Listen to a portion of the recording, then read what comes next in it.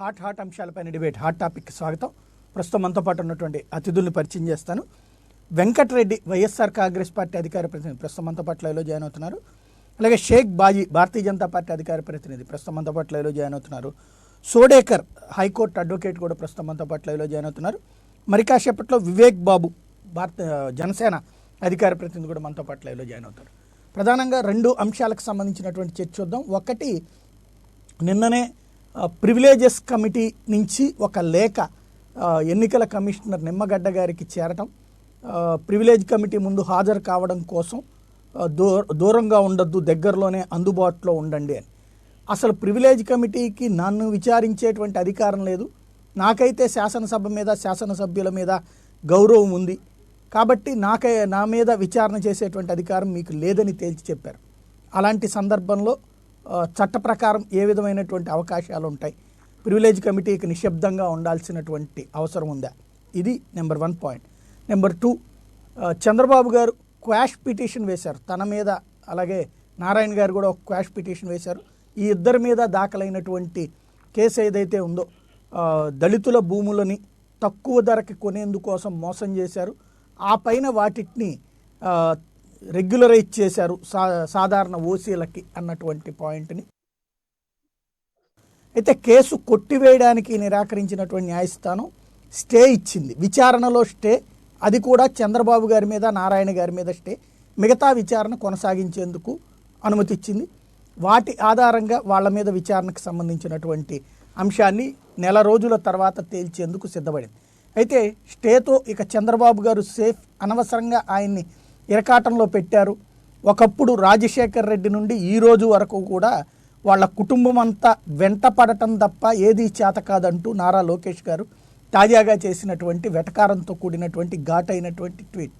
YS కుటుంబం ఎంతసేపు కేసుల పేరుతో కోర్టుల చుట్టూ తిరుగుతూ నాటకాలు ఆడుతూ ఉంటుంది, ఎవరూ ఏమీ పీకలేకపోయారు గుర్తుపెట్టుకోండి అన్నటువంటి స్పష్టతతో కూడినటువంటి వార్నింగ్ ఇచ్చారు. ఈ అంశాలను ఏ కోణంలో నుంచి చూడాలి? ఇక చంద్రబాబు గారికి సంబంధం లేదు, అది కేవలం కింద స్థాయి అధికారుల తప్పిదం అన్నటువంటి కోణంలోనే విచారణ చేయాల్సి ఉంటుందా? ఈ అంశాలకు సంబంధించినటువంటి చర్చ చూద్దాం. ముందుగా సోడేకర్ గారు ఏమంటారు?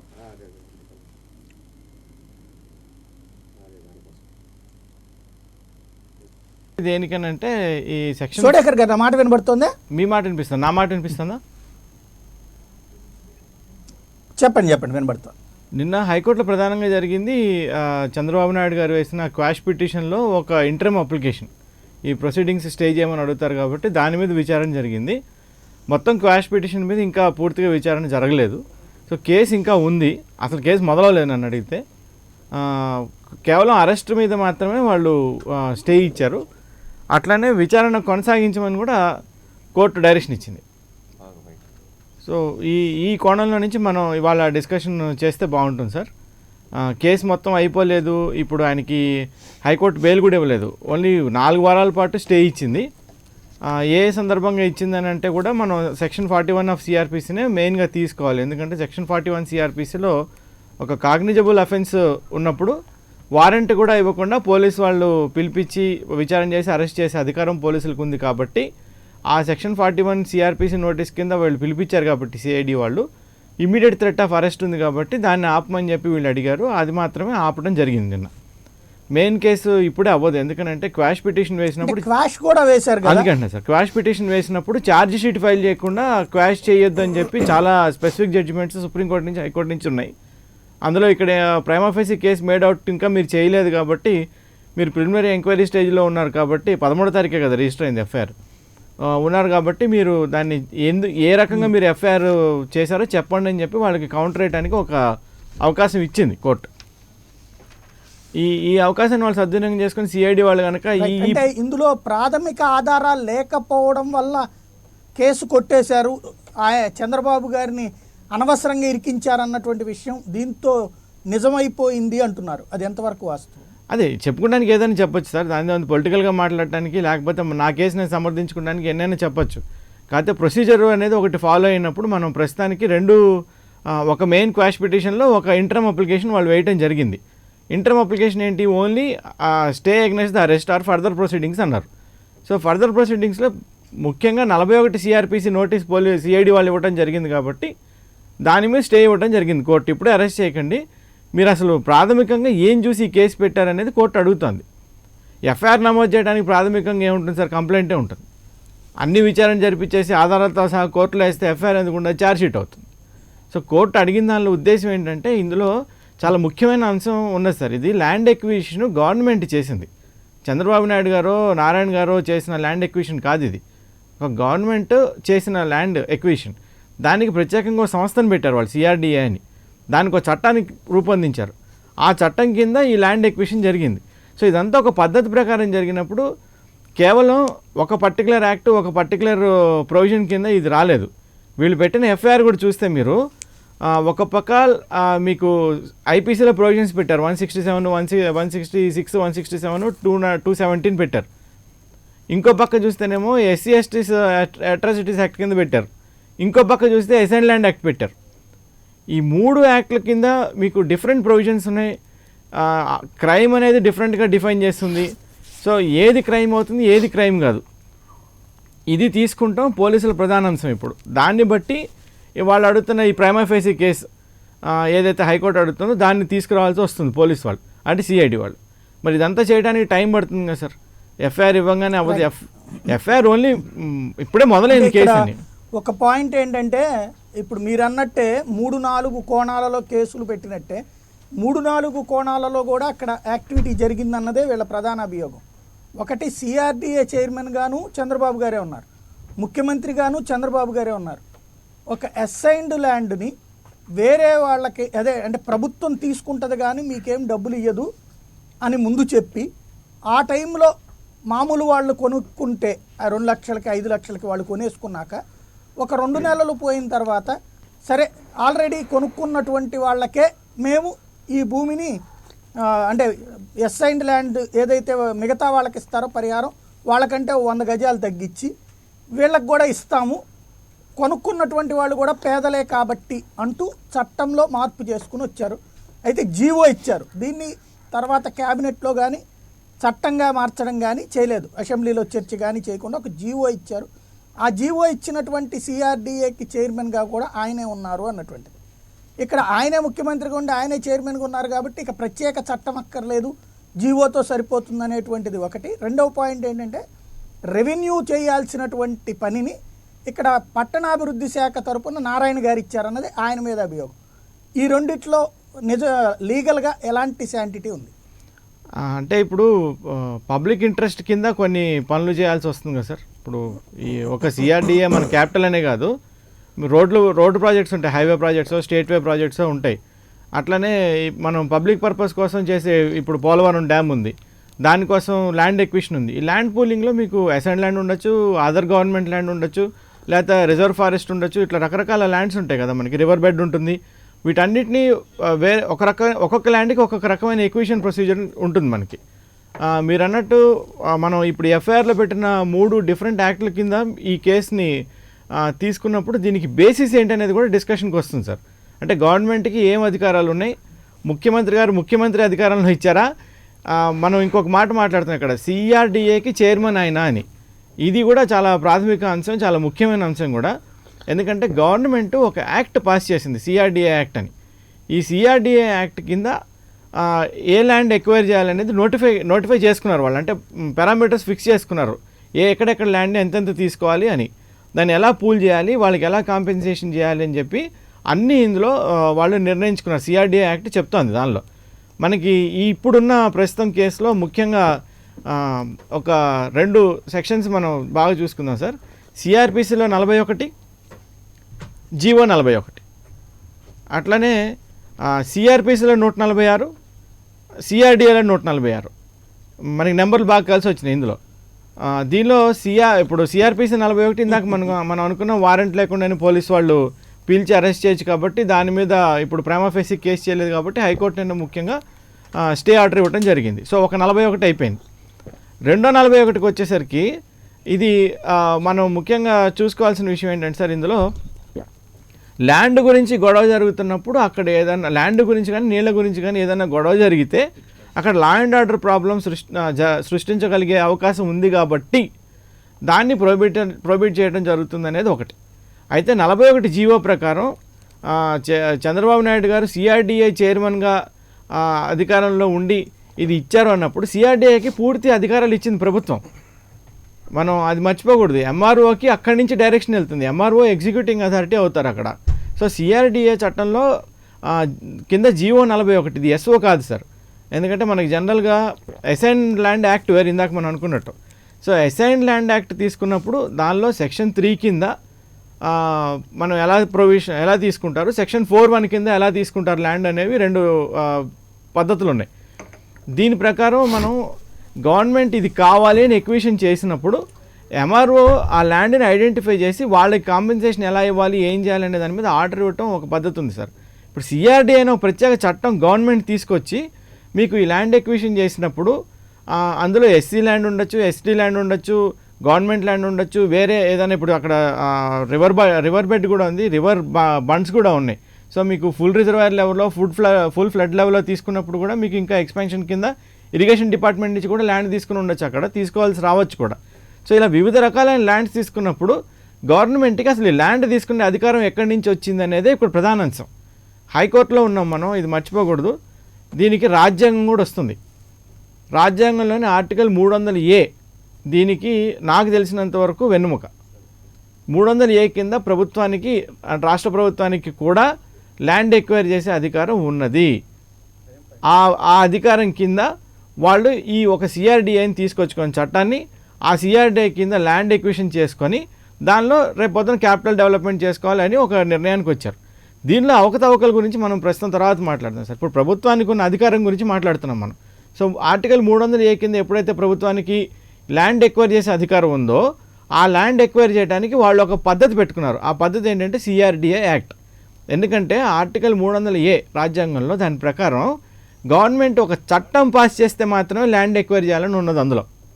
అందుకని వీళ్ళు ఒక చట్టాన్ని పాస్ చేసుకున్నారు, సిఆర్డీఏ యాక్ట్ అని. ఈ సిఆర్డీఏ కింద వేరే దానికి అధికారాలు, వేరే కర్తవ్యాలు కూడా ఇచ్చారు. అది వేరే విషయం, అది ఇప్పుడు ప్రస్తావనలో లేదు. కాబట్టి ల్యాండ్ ఎక్విజిషన్కి వాళ్ళ అధికారాన్ని సిఆర్డీఏ ప్రకారం తీసుకున్నారు. సిఆర్డీఏకి చైర్మన్ చంద్రబాబు నాయుడు గారు వ్యవహరించినప్పుడు మరి జీవో ఇచ్చారు కదా, గవర్నమెంట్ ఆర్డరే కదా, అది స్పెషల్ ఆర్డర్ కాదు కదా, ఎస్ఓ కాదు కదా. అది అయినప్పుడు మీకు ఇక్కడ తేడా ఎక్కడొస్తుంది, జీవో అయినప్పుడు అది ఇంప్లిమెంటబుల్, ఎగ్జిక్యూటబుల్ అవుతుంది అది. కాబట్టి 41 వ్యాలిడ్, ఫస్ట్ థింగ్. రెండో విషయంకి వచ్చేసరికి మీకు ఎస్సీ ఎస్టీ చట్టం వాళ్ళు తీసుకొచ్చారు. ఎందుకు తీసుకొచ్చారంటే ఎస్సీ ఎస్టీ ల్యాండ్ కూడా తీసుకున్నారు అని. అది ఫోర్సిబుల్గా తీసుకున్నారా, ల్యాండ్ ఎక్విజిషన్ కింద తీసుకున్నారా, ల్యాండ్ ఎక్విజిషన్ కింద తీసుకుంటే 2013 యాక్ట్ ప్రకారం తీసుకున్నారా లేదా, ఇవన్నీ మళ్ళీ ఇప్పుడు విచారణలోకి వస్తాయి. సో ఇవన్నీ అయ్యి సిఐడి ఒక ఛార్జ్షీట్ ఫైల్ చేస్తే కానీ ఇది కోర్టులో ముందుకు వెళ్ళదండి. ఇదంతా హైకోర్టు డీల్ చేయదు నాకు తెలిసి, ఎందుకంటే దీనిలో చాలా ఫ్యాక్ట్ ఫైండింగ్ ఇష్యూస్ ఉంటాయి. హైకోర్టు ఫ్యాక్ట్ ఫైండింగ్లోకి రాదు. ఇది జిల్లా కోర్టుకి వెళ్ళమని చెప్పొచ్చు, లేకపోతే ముందు జేసీకి ఆర్డర్ వచ్చి మీరు ముందు ఎంక్వైరీ చేసేసి అక్కడ ఏం జరిగిందో చెప్పండి అని చెప్పి. 6 సంవత్సరాల క్రితం జరిగిన విషయం. కేసు ఖచ్చితంగా ఉంటుంది, కేసు ఎక్కడికి పోదండి, కేసు అయిపోలేదు, కేసు బాగానే పెట్టారు, ప్రొవిజన్స్ కూడా బాగానే ఉన్నాయి అందులో.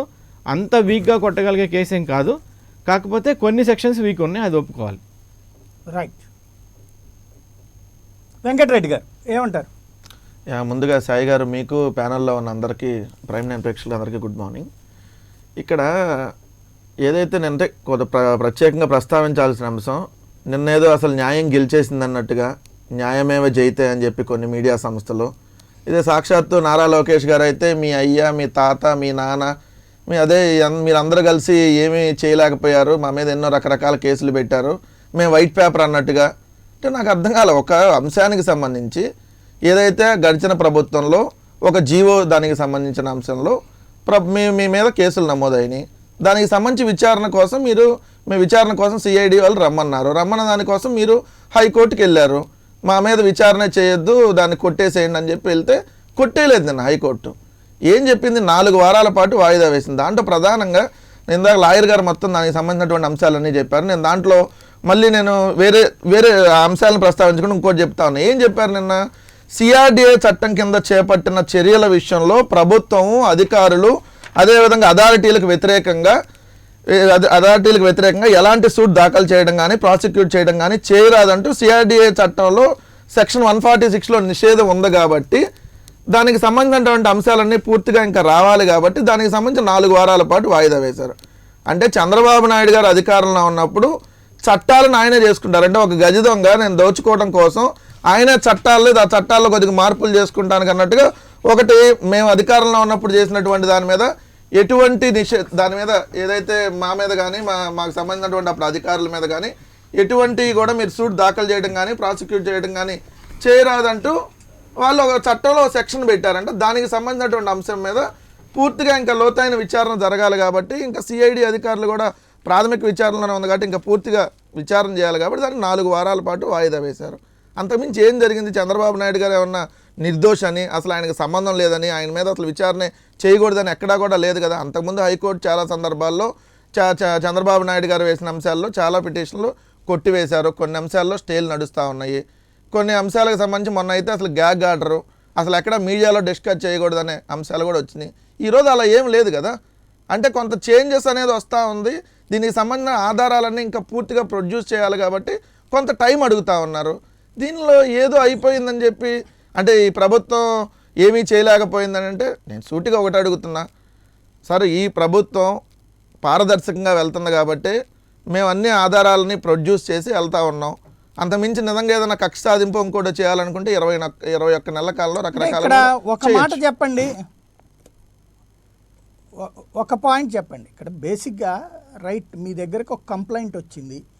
సాధారణంగా ప్రొసీజర్ ఏం చేస్తాం? కంప్లైంట్లో ఈ మూలాలు ఇప్పుడు మీరు అన్నట్టు దళితులకు సంబంధించినటువంటి భూమి మేము మీకు డబ్బులు ఏమి ఇవ్వబోమని తీసుకున్న తర్వాత మళ్ళీ వేరే వాళ్ళకి రెగ్యులరైజ్ చేశారు.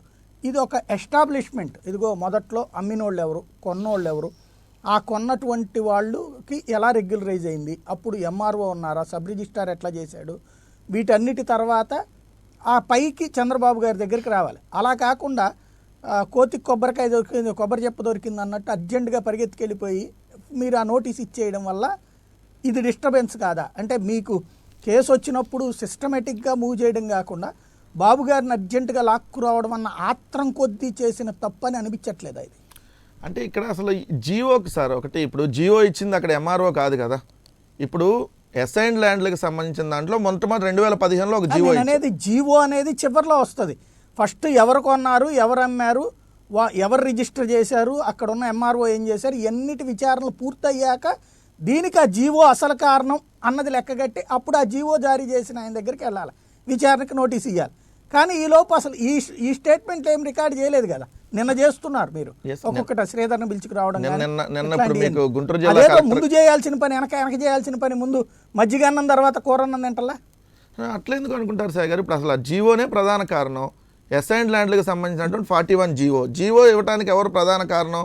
సిఆర్డిఐ చైర్మన్ హోదాలో ఉన్నటువంటి చంద్రబాబు నాయుడు గారు, వైస్ చైర్మన్గా హోదాలో ఉన్నటువంటి నారాయణ గారు, వాళ్ళు జీవో ఇచ్చి వాళ్ళకి సంబంధించినటువంటి ఎవరైతే బినామీదారులకు లబ్ధి చేకూర్చారనేది ప్రధాన ప్రక్రియ. మీరు అన్నారు కింద అధికారులు అనేది, ఎస్ అధికారులు ఉన్నారు. అదే సార్ ఇక్కడ ఫస్ట్ చేసింది ఇక్కడ మనం ఇప్పుడు మీకు కంప్లైంట్ ఇచ్చింది అయితే చంద్రబాబు గారి మీద కాదు కదా. ఏమంటే నా భూమి ఇట్లా తీసేసుకుంటామని బెదిరించేటప్పటికి నేను అమ్మేశానండి 4 లక్షలకు 5 లక్షలకు, ఆ కొన్నోడు సో అండి. కాకపోతే ఆ జీవో ఇవ్వడం వల్ల ఇది జరిగింది. ఆ జీవో ఇవ్వడం వల్లనే ఈ రైతు చెప్పడం ముందు జరిగేది ఇక్కడ. అప్పుడు ఏం చేయాలి? ఫస్ట్ ఎరా నువ్వు ఎట్లా కొన్నావు అని అడుగుతారు. ఆ తర్వాత ఆ కొన్నటువంటి వ్యక్తి సో జీవో వల్ల అని చెప్తాడు. అప్పుడే ఈ జీవో ఎట్టిచ్చారయ్యా చట్టవిరుద్ధం కదా అని మీరు ఆయన అడగాలి. అంటే అది లాస్ట్ స్టేజ్లో జరగాల్సిన పని. కానీ మీరేం చేశారు? మొదట అది పట్టుకురావడం వల్ల కదా ఇప్పుడు ఇష్యూ అంతా సార్. ఈ అంశంలో తెచ్చుకునే పరిస్థితి తెచ్చిపెట్టడం కాదు సార్. ఇది ఇప్పుడు చాలామంది రైతులు వచ్చి ఏదైతే ఆర్కే గారికి ఇచ్చినటువంటి కంప్లైంట్ నేపథ్యంలో దాని పూర్వాపరాలు ఏంటంటే ఆల్రెడీ గుంటూరు జిల్లాకు సంబంధించినటువంటి జాన్సన్ అనే వ్యక్తి కూడా అంతకుముందు సమాచార హక్కు చట్టం కింద ఇవన్నీ ఇన్ఫర్మేషన్ తీసుకున్నప్పుడు ఈ జీవో ప్రధానంగా ఇదిగో ఇక్కడిక్కడ ఇంత జరిగిందని ఇన్ఫర్మేషన్ కూడా ఉన్నప్పుడు ఈ రెండింటి ఆధారంగా ఆయన కంప్లైంట్ ఇచ్చారు. కంప్లైంట్ ఇచ్చినప్పుడు సిఐడి అధికారులు ఆల్రెడీ ఒక 10 days. ఇందులో మరో విచిత్రం ఉంది, చెప్పండి సాయి గారు. ఇందులో మరో విచిత్రం ఏంటంటే ఎస్సీ రైతు జాన్సన్ పేరు అప్పుడు ఏమవుతుంది? Converted Christian అవట్లా? జాన్సన్ అనే అతను కంప్లైంట్ కాదు సార్. జాన్సన్ అనే అతను ఆర్టీఐ యాక్ట్లో తీసుకున్నాడు. రాళ్ళ రామకృష్ణారెడ్డి గారికి ఇచ్చింది జాన్సన్ అనే వ్యక్తి కాదు. జాన్సన్ అనే వ్యక్తి కూడా ఆయన ఆల్రెడీ ఇన్ఫర్మేషన్ని ఆర్టీఐ యాక్ట్ కింద ఇన్ఫర్మేషన్ తీసుకున్నాడు. ఆ తీసుకొని ఏదైతే జరిగిందనే ఆధారాలను కూడా ఆర్కే గారు తీసుకున్నారు ఆయన దగ్గర. అంతే తప్ప జాన్సన్ అనే వ్యక్తి కంప్లైంట్ ఇవ్వాలి. అక్కడ ఆల్రెడీ 3 విలేజ్లకు సంబంధించినటువంటి వ్యక్తులు వచ్చి కంప్లైంట్ ఇచ్చారు. ఇప్పుడు కూడా నవలూరులో అసైన్ ల్యాండ్ 70 ఎకరాలు ఉంటే గవర్నమెంట్ ఆధారాల ప్రకారం 103 ఎకరాలు 110 ఎకరాలు ఉందని కూడా మనకు వస్తా ఉన్నాయి. అంటే దీని మీద పూర్తి విచారణ జరిగితేనే కదా సార్ ఎవరున్నారు, ఎంతమంది ఉన్నారు, అసలు ఆ బినామీదారులు ఎవరు అనేది. మీకు ఆల్రెడీ ఏదైతే మంచి పాయింట్, పూర్తి విచారణ చేశాక దానికి బాధ్యుడి దగ్గరికి వెళ్ళాలి, కానీ ముందే ఆయన బాధ్యుడు అని చెప్పి పట్టుకోవడం వల్ల మీ అంతటా మీరే కేసుని వీక్ చేసుకోవట్లేదా అని అడుగుతున్నా. సార్ సాయి గారు, మీరు వీక్ అంటే అసలు మీరు విచారణ జరగాలి కదా, జరగకుండానే ముందు మీరు విచారణ జరగకుండా వాళ్ళు స్టేల్కి వెళ్తా ఉంటే ఇంక విచారణ ఎట్లా జరిగింది? ముందు ఎఫ్ఐఆర్ విచారణ చేసి ఆయన అడగాలి కదా. చివరి విచారణ, మొదటి విచారణ పూర్తి చేయకుండా ఆయన దగ్గరికి వెళ్ళారు అంటున్నా నేను. లేదు సార్, అంటే ఆ జీవోకి సంబంధించి ఎవరైతే ఇష్యూ చేశారో సిఆర్డిఏ చట్టానికి సంబంధించినటువంటి దాంట్లో ఉంది కాబట్టి ప్రధానంగా వాళ్ళిద్దరు పేర్లు పెట్టాల్సి వచ్చింది. ప్రధానంగా వాళ్ళిద్దరే దానికి సంబంధించి జీవో కారణం వాళ్ళే కాబట్టి, ఎందుకంటే క్యాబినెట్లో డిస్కస్ చేయకుండా జీవో ఇచ్చారు. ఇది ప్రధానంగా మనం థింక్ చేయాల్సినటువంటి అంశం. రైట్, మీరేమంటారు బాజీ గారు? సాయి గారు నమస్కారం అండి, అదేవిధంగా ప్యానలిస్టులు కూడా నమస్కారం అండి. ఒకటి, ఇందులో ప్రభుత్వం వ్యాపారం చేసింది అనేది వాస్తవమైనటువంటి విషయం సాయి గారు. రాజధాని పరిసర ప్రాంతాల్లో ఉన్నటువంటి రాజకీయ పరిజ్ఞానం ఉన్నటువంటి ఏ సామాన్యుడు కూడా ఖచ్చితంగా చెప్పగలిగేటువంటి అంశం ఏంటంటే ప్రభుత్వం ఉద్దేశపూర్వకంగా ప్రజలని నమ్మించి భూ వ్యాపారం పేరు మీద వంశించింది. ఆ వంచించినటువంటి పద్ధతి అయితే జరిగిందో ఏలూరు కానివ్వండి, నూజివేడు కానివ్వండి, కంచిచర్ల కానివ్వండి జరిగిన తర్వాత ప్రభుత్వం ఈ పలానా దగ్గర రాజధాని ఏర్పాటు జరుగుతుందన్న తర్వాత ఆ లాభాలు చేసినటువంటి ఎవరైతే ఆ ప్రభుత్వానికి దగ్గరగా ఉన్నటువంటి వ్యక్తులు ఎవరైతే ఉన్నారో ఆ వ్యక్తుల ద్వారా ఈ యొక్క భూ మార్కెటింగ్ జరిగినటువంటి సిస్టంలో ప్రభుత్వం అనుకూలంగా చేసినటువంటి జీవోనే ఈ 17 ఫిబ్రవరి చేసినటువంటి జీవో ఎంఎస్ నెంబర్ 41.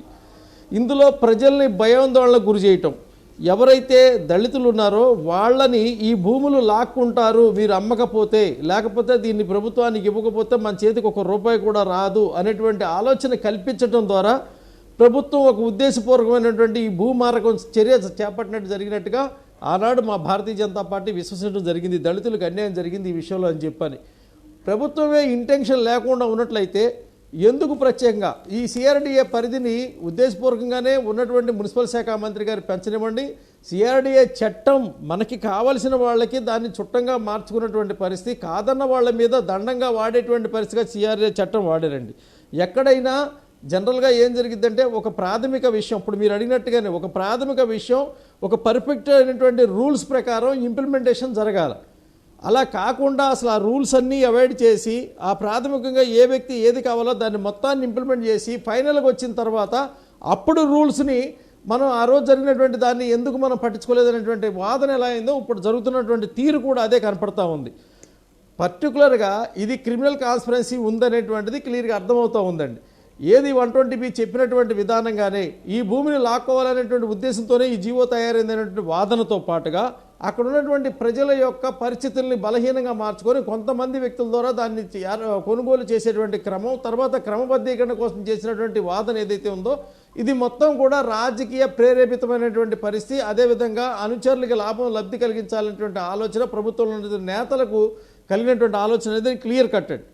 ఇవాళ సిఐడి వాళ్ళు పార్టీ 1 సిఆర్పిఎస్ ఇచ్చిన దాంట్లో 7 సంవత్సరాల వరకు వాళ్ళు ఇన్వెస్టిగేషన్ చేసుకోవచ్చు. అదేవిధంగా కంప్లైంట్ పెట్టిన తర్వాత ఎవరైతే నేరారోపితమైనటువంటి వ్యక్తి ఉన్నారో నా మీద ఉద్దేశపూర్వకమైనటువంటి కేసు నా మీద పెట్టారు కాబట్టి నన్ను వేధింపులకు గురి చేయకుండా నన్ను అరెస్ట్ చేయకుండా ఇవ్వండి అని చెప్పని హైకోర్టుని ఆశ్రయించవచ్చు. ఈ క్వాష్ కల్టమైనటువంటి సిస్టమ్ ఏదైతే ఉందంటే ఆల్రెడీ ఈ స్టేల్ సిస్టంలో అలవాటు పడ్డటువంటి మాజీ ప్రభుత్వం ఇవాళ వాళ్ళని కాపాడేటువంటి క్రమంలోనో ప్రజలకు వాళ్ళు బూసిగా చూపించే క్రమంలోనో వీళ్ళిద్దరూ తెర మీద ఉండాలని నాటకం ఆడటం కోసం చేస్తున్నటువంటి ఈనాటి ప్రభుత్వం ఈ రెండింటి మధ్యలో కూడా ఏమవుతుందంటే వ్యవస్థల మధ్య యుద్ధం జరుపుతున్నట్టుగా చెప్తా ఉన్నారు. కోర్టులు ఏదైనా ఒక పిటిషన్ వేసినప్పుడు ఆ పిటిషన్ వాళ్ళకి అనుకూలంగా వస్తా రాదా అనేది ముందే రిజల్ట్ ఈ ప్రభుత్వాలు చెప్పేస్తున్నాయి సాయి గారు. అది వస్తుంది రాదు లేకపోతే ఇవ్వకపోతే ఏమనాలది కూడా వీళ్ళే మాట్లాడేటువంటి పరిస్థితి అవుతుంది. కోర్టులకు సంబంధం లేనటువంటి వాతావరణం జరుగుతున్నటువంటి పరిస్థితి. పోలీస్ కేసులు మనం చూసుకోవచ్చు ఇవాళ సాయి గారు. ఎందుకంటే కేసులు పెట్టిన తర్వాత 2 వర్గాలు కనుక కొట్లాట జరిగితే ఇద్దరికి కనుక తల్ల పగిలితే నాకు నచ్చిన వర్గం వాడి మీద నేను 324 పెడతాను, నచ్చని వర్గం వాడి మీద 307 పెడతాను. ఈ సిస్టమ్ నడుస్తుంది ఆంధ్రప్రదేశ్లో. ఈ సిస్టమ్ నడుస్తూ ఉంది. అన్యాయమైనటువంటి పద్ధతిలో జరుగుతున్న ప్రభుత్వం ఈ ప్రతీకార వాంఛ వెళ్తుందా లేకపోతే వీళ్ళిద్దరి మధ్యలో అండర్స్టాండింగ్గా ఉందా అనేది అర్థం కానటువంటి స్థితి. ఎందుకంటే మీరు అన్నట్టుగానే ప్రైమ్ ఆఫ్ ఎఫిషియన్సీ ఆనాటి ప్రభుత్వం ఒక్క ఆ విషయం రకంగా చెప్పండి చేసి ఉండాలి బాజీ గారు. కదా. అది చేయకుండా డైరెక్ట్గా ఎలా చేస్తుందని మీరు అడిగినట్టు బాజీ గారు ఒక్క సాయి గారు. విషయం సాయి గారు ఒక్క విషయం మీ దృష్టిలో అంటే ఇక్కడ 2 ఆస్పెక్ట్లు చెప్పండి. నెంబర్ 1 ఏంటంటే అక్కడ ఎస్సీల భూములకి అన్యాయం జరిగిందా లేదా, నెంబర్ 1 పాయింట్. అది మీ పార్టీ భావన ఏంటి? రెండవది, చంద్రబాబు గారికి ఏ పాత్ర లేదు అన్నటువంటిది తెలుగుదేశం పార్టీ అంటోంది. కోర్టులో కూడా ఆయనకి న్యాయం జరిగింది, ఆయన్ని విచారించొద్దని చెప్పారు అంటుంది. మీ పార్టీ భావన ఏంటి? ఖచ్చితంగా దళితులకి బెదిరింపు లాక్కుంటామనేటువంటి భావన కలగజేసి వాళ్ళ ఎంతో కొంతకి వచ్చిన వాళ్ళకి అమ్మేసుకోవాలనేటువంటి ఆలోచన కలిగించినటువంటి ప్రభుత్వం కలిగించిందనేది వాస్తవమైన విషయం. దళితులకి అన్యాయం జరిగిందని మేము భారతీయ జనతా పార్టీ 2019 ఎన్నిక మేనిఫెస్టోలో కూడా మేము అధికారంలోకి వస్తే వాళ్ళకి న్యాయం చేస్తామని మేనిఫెస్టోలో పొందుపరచడం జరిగింది సాయి గారు. రెండోది, 10 దెబ్బలు తిన్నవాడు 11వ దెబ్బ నాకేం తగిలిద్దిలే అన్నట్టుగా ఇవాళ 18 స్టేలు ఉన్న వాళ్ళు కోర్టులోకి వెళ్ళి కనుక ఒక దాని మీద స్టే వస్తాం కోసం అక్కడే స్టే అనుకూలంగా ఇవ్వడం నిరాకరించడం ఇదేం జరగలేదండి. ఆ గడువు తీసుకున్నటువంటి సమయాన్ని మనం చేసుకోవాలి. ఇది తప్పు చేసిన వాడు నాకు లబ్ధి కలిగిందని, లేకపోతే నేరరూపం జరిగిన వాడు నాకు లబ్ధి కలిగిందని ఒక్కసారి ఆంధ్ర ప్రజల వైపున నా మీద నింద పడింది కాబట్టి నేను వచ్చి మీ ముందు నిలబడతాను, నేను చెప్తాననేటువంటి భావన, ఆ యొక్క ఆలోచన నేరారోపణ జరిగిన వ్యక్తి మీద ఎందుకు లేదంటాను. ఇదే సంఘటన నరేంద్ర మోడీ గారి మీద జరిగినప్పుడు 6 గంటల సేపు సిబిఐ వాళ్ళతో కూర్చొని నేరారోపణకు సంబంధించినటువంటి నేర విచారణ స్మృతి ప్రక్రియకు సంబంధించి 6 గంటల సేపు అనుకూలంగా చేశారు. ఏంటి సార్ ఈ ఆంధ్రప్రదేశ్ యొక్క దౌర్భాగ్యం ఏంటి సార్? జైల్లోకి వెళ్ళేవాళ్ళు అవినీతి కేసుల్లో, లేకపోతే అవినీతి ఆరోపణలు చేసేవాళ్ళు కోర్టులకు వెళ్ళేవాళ్ళు, వీళ్ళ చుట్టూ మన రాజకీయాలు, వీళ్ళ చుట్టూ ప్రజల భవిష్యత్తు తిరిగేటువంటి పరిస్థితి ఎందుకు వచ్చిందో అర్థం కావట్లేదు సాయి గారు. నేను చంద్రబాబు నాయుడు గారిని పర్టికులర్గా చెప్పట్లేదండి. ముఖ్యమంత్రి హోదాలో కూర్చున్నటువంటి వ్యక్తి ఒక క్యాబినెట్ లేకుండా sir Sai one word Sai గారు వన్ వర్డ్ చెప్పండి. ముఖ్యమంత్రి హోదాలో కూర్చున్న వ్యక్తి క్యాబినెట్ సమావేశం లేకుండా ఒక జీవోని ఇంప్లిమెంట్ చేయడానికి చేసినటువంటి ప్రక్రియని మేము తప్పుపడతా ఉన్నాం. అది ఎవరనే విషయం వదిలేండి, సమ్ ఎక్స్ ఎవరైనా కానివ్వండి, but the situation has happened by 1 person. That 1 person is related to this case. అంతే సార్. రైట్. వివేక్ గారు ఏమంటారు? సాయి గారు, ముందుగా మీకు ప్యానెల్లో ఉన్న వారికి, ప్రైమ్ లైన్ వీక్షకులందరికీ శుభోదయం అండ్ జనసేన తరపు నుంచి నమస్కారాలు. ఇందాక హైకోర్టు అడ్వకేట్ గారు అండ్ మళ్ళీ బాజీ గారు చెప్పినట్టు చాలా ముఖ్యమైన పాయింట్స్ చెప్పారు, చాలా వ్యాలిడ్ పాయింట్స్ కూడా అవి. రాజధాని విషయంలో మా అధినేత పవన్ కళ్యాణ్ గారితో 2015లో బాబు గారు ఏం చెప్పారంటే, రాజధానికి ఎంత ల్యాండ్ తీసుకుంటున్నాం అంటే ఒక 1500 to 2000 acres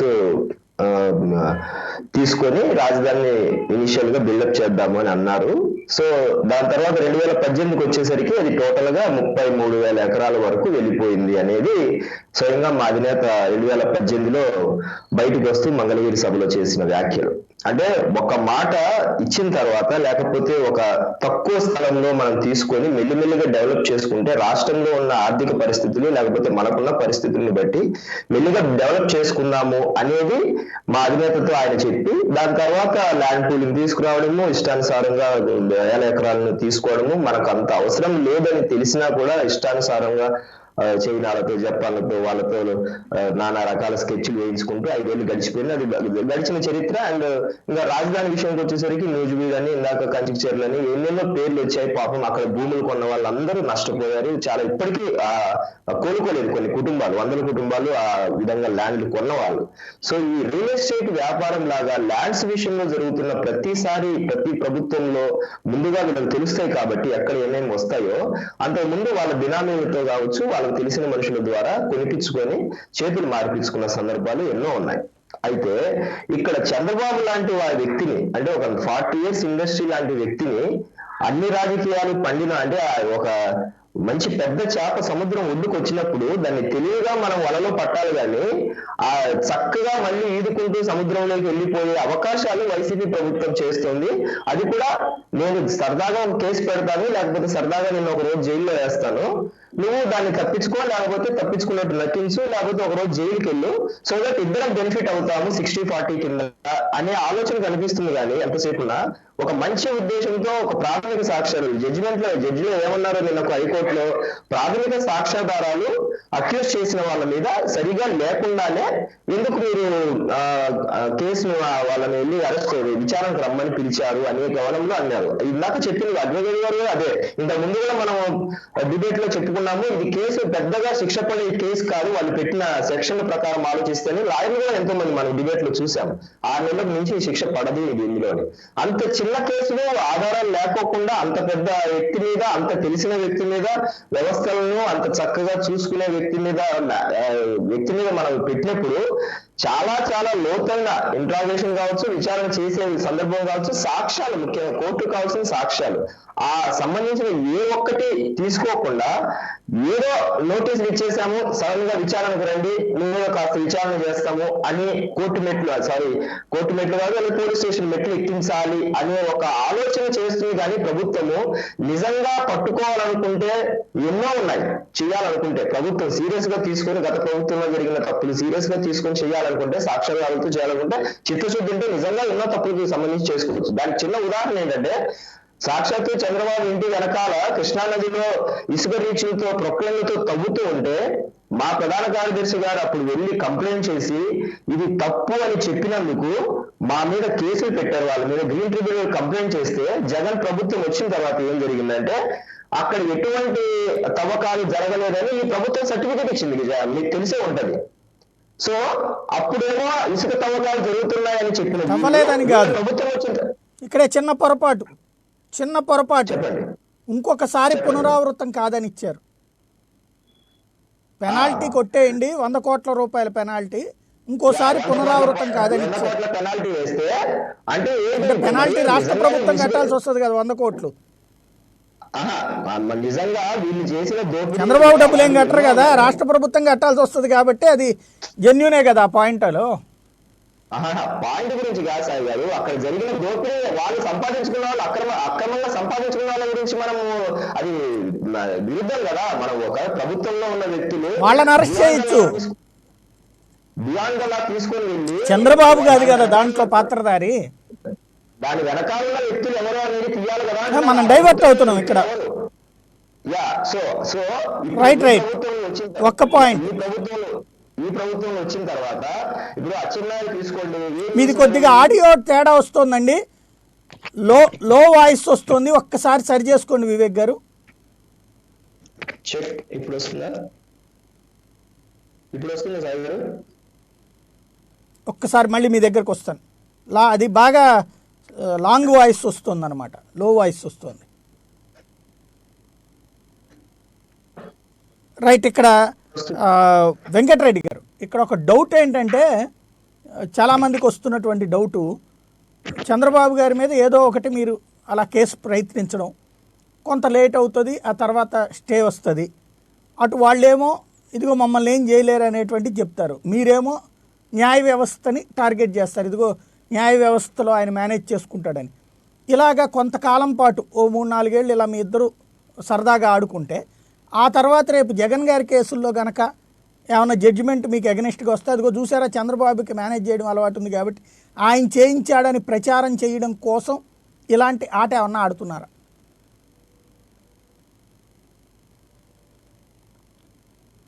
ప్రభుత్వాల్లో కూడా ఇప్పుడు ఈ భారతీయ జనతా పార్టీలో ఉన్నటువంటి కన్నా లక్ష్మీనారాయణ గారు కూడా అంతకుముందు చంద్రబాబు నాయుడు గారి మీద కేసులు వేశారు. అంతకుముందు చాలా సందర్భాల్లో ఫస్ట్ రాజశేఖర రెడ్డి గారు చాలా కేసులు వేశారు, లక్ష్మీపార్వత గారిది ఇంకా స్టేలు మొన్న వెకేట్ అయి నడుస్తూ ఉంది. దాని తర్వాత మా గౌరవ అధ్యక్షురాలుగా ఉన్నటువంటి విజయం గారు కూడా వేస్తే సిబిఐ దగ్గర ఏదైతే ఎంప్లాయీస్ లేరని చెప్పి దాన్ని కూడా వాళ్ళు టేకప్ చేయలేదు. ఇవన్నీ చూసినాక ఇప్పుడు మేమేదో ఏదో టైంపాస్కి పెట్టామని అనే వాళ్ళకే ఈ సమాధానం. ఎందుకంటే ఇందాక జనసేన ప్రతినిధులు ఏదో 60-40 వాళ్ళు వీక్ కేసులు పెడుతున్నారు. సార్ సంవత్సరం అయింది సార్, జనసేన భారతీయ జనతా పార్టీ సంవత్సరం నుంచి కేంద్రంలో అధికారం ఏదైతే ఇద్దరు పొత్తులో ఉన్నారు బీజేపీ జనసేన, ఈ రాష్ట్ర ప్రభుత్వం ఏదైతే అమరావతికి సంబంధించి సిబిఐ ఎంక్వైరీ వేయమని చెప్పి ఆల్రెడీ అడిగింది. ఇప్పటి వరకు ప్రోగ్రెస్ ఏంటి చెప్పండి? చంద్రబాబు నాయుడు గారిని మరి మీరు కూడా కాపాడుతున్నట్టే మేము కూడా అని అంటే దానికి భావ్యంగా ఉంటుందా? అంటే మనం మాట్లాడేటప్పుడు 2 రకాలుగా మాట్లాడుకుందాం. నాణానికి బొమ్మ ఉంటుంది, బొరుసు ఉంటుంది. మనం ఒక సైడ్గా మాట్లాడితే ఇంకో సైడ్ మనకి వెళ్ళదులే అనుకుంటే ఎట్లా? బాజీ గారిని కానీ లేదంటే ఇప్పుడు జనసేన మాట్లాడినటువంటి వ్యక్తులు కానీ అడుగుతా ఉన్నా, ఇదే పవన్ కళ్యాణ్ గారు చెప్పారు అమరావతిలో అక్రమాలు జరిగినాయి అని చెప్పి. ఇదే కన్నా లక్ష్మీనారాయణ గారు లెటర్లు రాశారు అంతకుముందు చంద్రబాబు నాయుడు గారు మీరు సిబిఐ విచారణకు ఆదేశించండి అని చెప్పి. మేము వచ్చిన తర్వాత దానికి సంబంధించినటువంటి ప్రక్రియ స్టార్ట్కి మేము అడిగాం సిబిఐకి. ఇప్పటి వరకు ఏం చేశారు? మీరు ఎందుకు కేంద్రం మీద మీరు ఎందుకు ఒత్తిడి తీసుకొని రావట్లేదు? దీంట్లో చంద్రబాబు నాయుడు గారిని ఖచ్చితంగా అరెస్ట్ చేయాలి, దీని వెనకాల చంద్రబాబు నాయుడు గారు వాళ్ళకి సంబంధించినటువంటి బినామీలు ఉన్నారు కాబట్టి ఇవన్నీ రావాలని చెప్పి మేము తాపత్రయపడతా, మేము చేస్తా, ఖచ్చితంగా వాళ్ళకి జైలు శిక్ష పడాలి, వీళ్ళ అన్యాయంగా దోచేసుకున్నారు, లక్షల కోట్ల రూపాయలు ఇక్కడ కుంభకోణం జరిగిందని మేము దానికి సంబంధించినటువంటి ఆధారాలు సేకరిస్తా, మేము సిట్ విచారణ, సిఐడి, మంత్రివర్గ ఉపసంఘం ఇవన్నీ చేసి ఈ ప్రభుత్వం ముందుకెళ్తా ఉంటే మీరేం చేశారు? మమ్మల్ని క్వశ్చన్ అడిగేటప్పుడు మేము ఎందుకు చంద్రబాబు నాయుడు గారికి లబ్ధి చేకూర్చాలని చూస్తాం సార్? చంద్రబాబు నాయుడు గారు మాకు ఎప్పటికీ ప్రధాన ప్రత్యర్థి. చంద్రబాబు నాయుడు గారు ఈ 40 సంవత్సరాల నుంచి దొరకకుండా ఉన్నారు సాయి గారు. ఖచ్చితంగా దొరికించాలనే ప్రయత్నం మేము చేస్తా ఉన్నాం.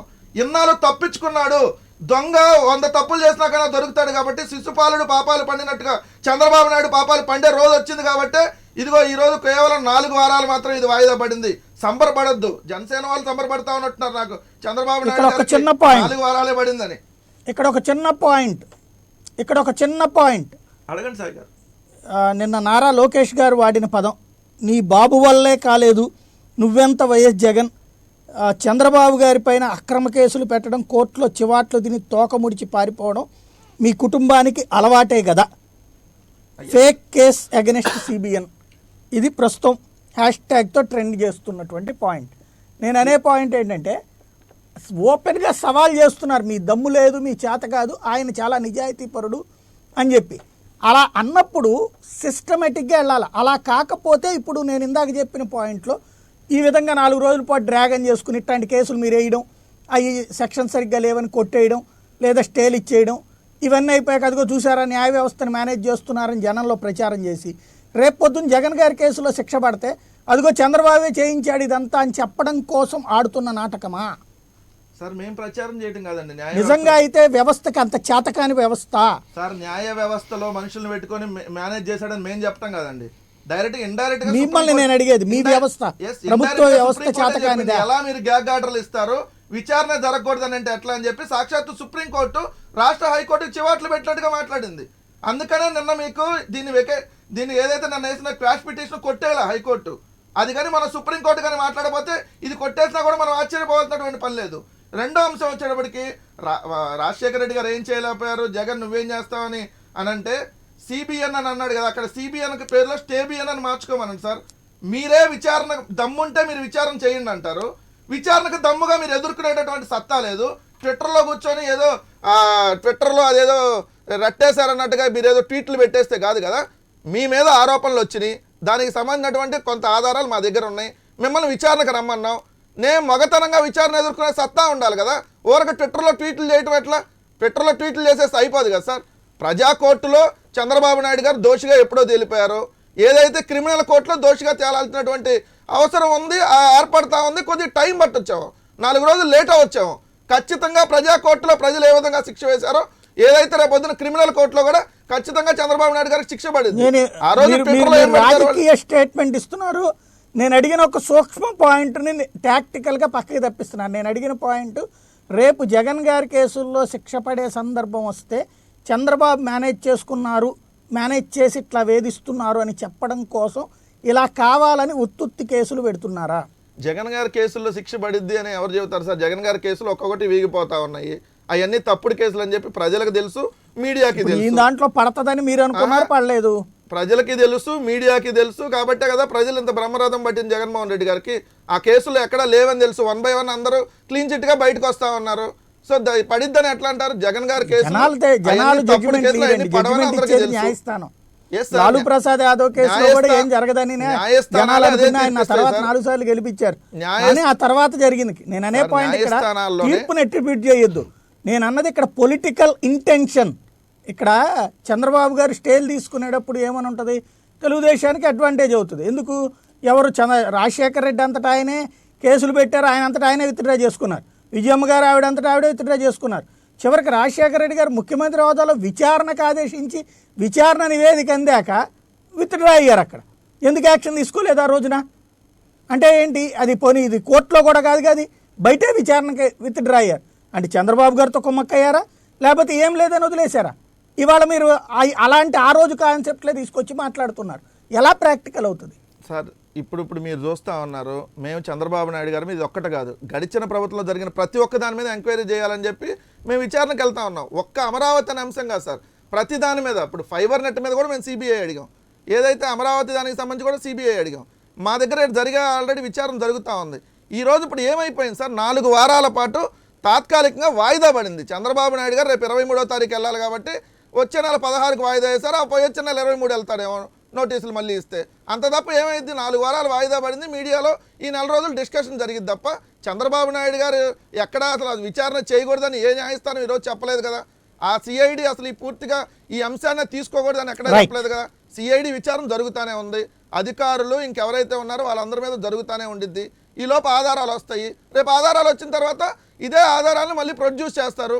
ప్రొడ్యూస్ చేసినప్పుడు ఖచ్చితంగా ఇదే హైకోర్టు చెప్పిద్ది మీరు సిఐడి వాళ్ళు ఎప్పుడు పిలిస్తే అప్పుడు విచారణకు హాజరమ్మని. వెయిట్ అండ్ సీ, ఎందుకు అప్పుడే మనం తొందరపడిపోతా ఉన్నాం, వెయిట్ చేస్తే తెలిసింది కదా మిగిలిన రాజకీయ పార్టీలకు కూడా ఏమైంది. సోడేకర్ గారు సోడేకర్ గారు ఇక్కడ మామూలుగా మొన్న ఈ మధ్యన కూడా సుప్రీంకోర్టు చెప్పింది విచారణలోని ఆపద్దు అనేటువంటిది. ఇప్పుడు ఈ కేసులో విచారణ ఆపుతున్నారు. విచారణ అంటే మిగతా విచారణ జరుగుతుంది, చంద్రబాబు గారిని నారాయణ గారిని విచారించద్దని. ఈ మొత్తం వ్యవహారానికి మూలం సిఆర్డిఏ జీవో. భూములైతే ఖచ్చితంగా వేరే వాళ్ళు కొనుక్కున్నారు, అది నిజం. ఆ కొనుక్కున్నటువంటి వాళ్ళకి రెగ్యులరైజ్ చేసినటువంటి మాట నిజం.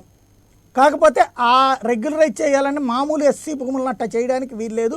ఈవెన్ భూసేకరణ చట్ట ప్రకారం తీసుకున్నప్పుడు కూడా మిగతా వాళ్ళతో సమానమైనటువంటి పరిహారం ఇవ్వాలి. ఇక్కడ పరిహారంలోనూ తేడా చేశారు, దళితులకు సంబంధించినటువంటి భూముల్లో తక్కువ ఇచ్చారు. సేమ్ టైం కొన్నటువంటి వాళ్ళకి రెగ్యులరైజ్ చేశారు. ఇది ఆ జీవో ద్వారా సాధ్యమైంది. ఆయనే ముఖ్యమంత్రి, ఆయనే సిఆర్డీఏ చైర్మన్. అప్పుడు ఆ జీవో ఏ యాంగిల్లో ఇచ్చారు అన్నటువంటిది ఆయన కాకుండా ఎవరిని అడిగి దర్యాప్తు చేయాలి? 2 విషయాలు సాయి గారు. ఇందాక మనం అనుకున్నాం ఇది కేసు అయిపోలేదు, ఇప్పుడే మొదలుపెట్టారు. సో ఇక్కడ విచారణ ఆపమని నేను ఇచ్చిన స్టే ఏంటంటే అరెస్ట్ మీద స్టే అండి. మొత్తం సిఐడిని మొత్తం ఆపేమని నేను చెప్పలేదు కదా. సిఐడిని ఆపేమని చెప్తే కేసు పోయినట్టే, మొత్తం చంద్రబాబు నాయుడు గారు కేసు గెలిచినట్టే కదా, అది క్వాష్తో సమానం. వాళ్ళు విచారణ చేసుకోమని చెప్పారు, విచారణ ఇప్పుడు అలాగంటున్నారు. అరెస్ట్ చంద్రబాబు గారిది లేదు, ఇక ఏం చేయలేదు, పబ్లిక్ తెలియట్లేదు. సిఐడి విచారణ ఆపింది ఏ పాయింట్ ఆఫ్ వ్యూలో? టోటల్ విచారణ ఆపేశారా? ఏం జరుగుతుంది? అందుకే అంటున్నా సార్, ఇప్పుడు సెక్షన్ 41 నోటీస్ ఇచ్చారు కాబట్టి సిఆర్పిసి సెక్షన్ 41 నోటీస్, దానిలో అరెస్ట్ చేసే అధికారం పోలీసులకి ఉంది కాబట్టి దాన్ని ఆపారు. ఎందుకంటే ఇక్కడ ఇప్పుడు చీటింగ్ జరిగిందా లేదా బ్రీచ్ ఆఫ్ ట్రస్ట్ జరిగిందా లేదా అనేది ఒక క్రిమినల్ అంశం. అసైన్ ల్యాండ్ గవర్నమెంట్ తీసుకొని ఇంకోళ్ళకి ఇచ్చిందా లేదా అనేది సివిల్ అంశం. సో సివిల్ అంశం మీద ఒక జీవో ఉంది ఇక్కడ. ఆ జీవో గురించి తర్వాత క్రైమ్ జరిగిందా లేదా అనేది, అంటే 120B తీసుకొచ్చారు, 34 పెట్టారు ఐపీసీలో. ఇవి రావాలంటే మీకు ఫస్ట్ ఆఫ్ ఆల్ క్రైమ్ జరిగిందా లేదా అనేది తెలియాలి. క్రైమ్ జరిగిందా లేదా తెలియాలంటే మీకు ప్రైమా ఫేసి కేసు రావాలి. ప్రైమా ఫేసి కేసు రావాలంటే పోలీసు సిఐడో ఎవరో విచారణ జరపాలి అక్కడ. ఫ్యాక్ట్ మీద జరిగితేనే క్రైమ్ వస్తుంది సార్. సో అందుకని కోర్టు ఏం చేస్తుందంటే, కోర్టు వెళ్ళిపోయి ఆ ఫ్యాక్ట్లన్నీ ఎతకలేదు కాబట్టి మీరు విచారణ మీరు చేసుకొని అరెస్ట్ చేయొద్దని చెప్పింది ఇప్పుడు ప్రస్తుతానికి. సో అరెస్ట్ మాత్రమే ఆగింది, ఇక్కడ కేసు ఏం అయిపోలేదు సార్, కేసు మొదలైంది అంతే. ఈ ముఖ్యంగా మనం ఇందాక అనుకున్నట్టు సార్, వివేక్ గారు, సాయి గారు ఒక్క నిమిషం, ఇక్కడ చాలా ఇంపార్టెంట్ విషయాలు 2 ఉన్నాయి సార్. ఇందాక మనం అనుకున్నాం 41, 146, 146 ఈ 2 చాలా ప్రధానమైన అంశాల మీద వాళ్ళకి ప్రొటెక్షన్ వస్తుంది. చంద్రబాబు నాయుడు గారికి ఇవ్వడానికి కూడా సిద్ధార్థ గారు లాంటి వాళ్ళు, లూత్రా గారు లాంటి వాళ్ళు ఆర్గ్యూ చేశారు మ్యాటర్. లూత్రా లా ఫామ్ ఓనర్స్ వాళ్ళు చాలా పెద్ద లా ఫామ్, అది అంత తేలిగ్గా తీసుకునేది కాదు. పెద్ద ప్రాజెక్టులకి ల్యాండ్ ఎక్విషన్లు, డ్యూ డిలిజెన్స్లు, ఐపీఓలు చేసే కంపెనీ అది లా ఫామ్. సో వాళ్ళు ఆర్గ్యూ చేస్తున్న దానిలో కొంత కాన్స్టిట్యూషనాలిటీ తీసుకొస్తారు సార్ దీనిలో. ఎందుకంటే చట్టాలు ఉన్నాయి, మీకు ప్రతిదానికి ఒక చట్టం చేశారు వాళ్ళు. సిఆర్డీఏ ఒక చట్టం చేశారు, సిఆర్డీఏ చట్టం చేయడానికి క్యాబినెట్ ఒప్పుకుంది. సిఆర్డీఏ చట్టం చేసి దానిలో చైర్మన్కో లేకపోతే ఇంకొక ఆఫీసర్కో, సిఆర్డీఏ చైర్మన్కో మీరు హక్కు ఇచ్చిన తర్వాత ఎంఆర్ఓ చేయలేదా, వీళ్ళు చేయలేదా, జీవోకి క్యాబినెట్ అప్రూవల్ ఉందా, ఇవన్నీ రావండి. ప్రతి చోట మీకు ఎగ్జామ్షన్స్ వాళ్ళు ఎక్కడైతే డెలిగేట్ చేసుకుంటూ పోతున్నారో పవరు, దాన్ని బట్టి విచారణ జరగాలి ఇక్కడ. సో ఆ చేసే దానిలో ఏమి అక్రమాలు జరిగినాయి అనేది ఇప్పుడు సిఐడి విచారణ చేసి చెప్పాల్సి ఉంది. కాబట్టి కేసును కొట్టేలేదు, కేసును విచారణ చేసుకోమని చెప్పింది, అరెస్ట్ ఆపింది ప్రస్తుతానికి. ఇది ఒకటి. ఇందాక మనం ముఖ్యంగా అంత చిన్న కేసు ఏం పెట్టలేదు, అంత తేలిక కేసు పెట్టలేదు అంటానికి కారణాల్లో ఇది ఒకటి. రెండోది ఏంటంటే ఎస్సీ ల్యాండ్ తీసుకోవచ్చు, ఎస్టీ ల్యాండ్ తీసుకోవచ్చు గవర్నమెంట్, ఇది ఇందాక మనం అనుకున్నాం.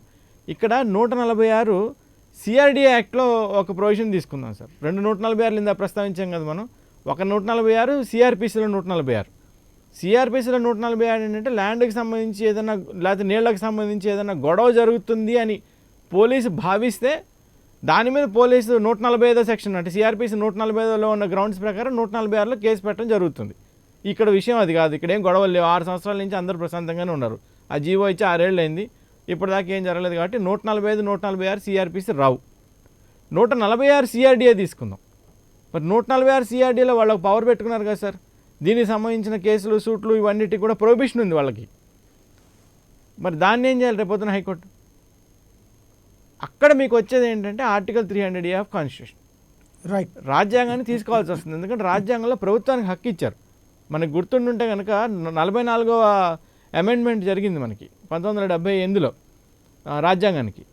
అక్కడ ఈ ఆస్తి హక్కును ప్రాథమిక హక్కు నుంచి తీసేశారు.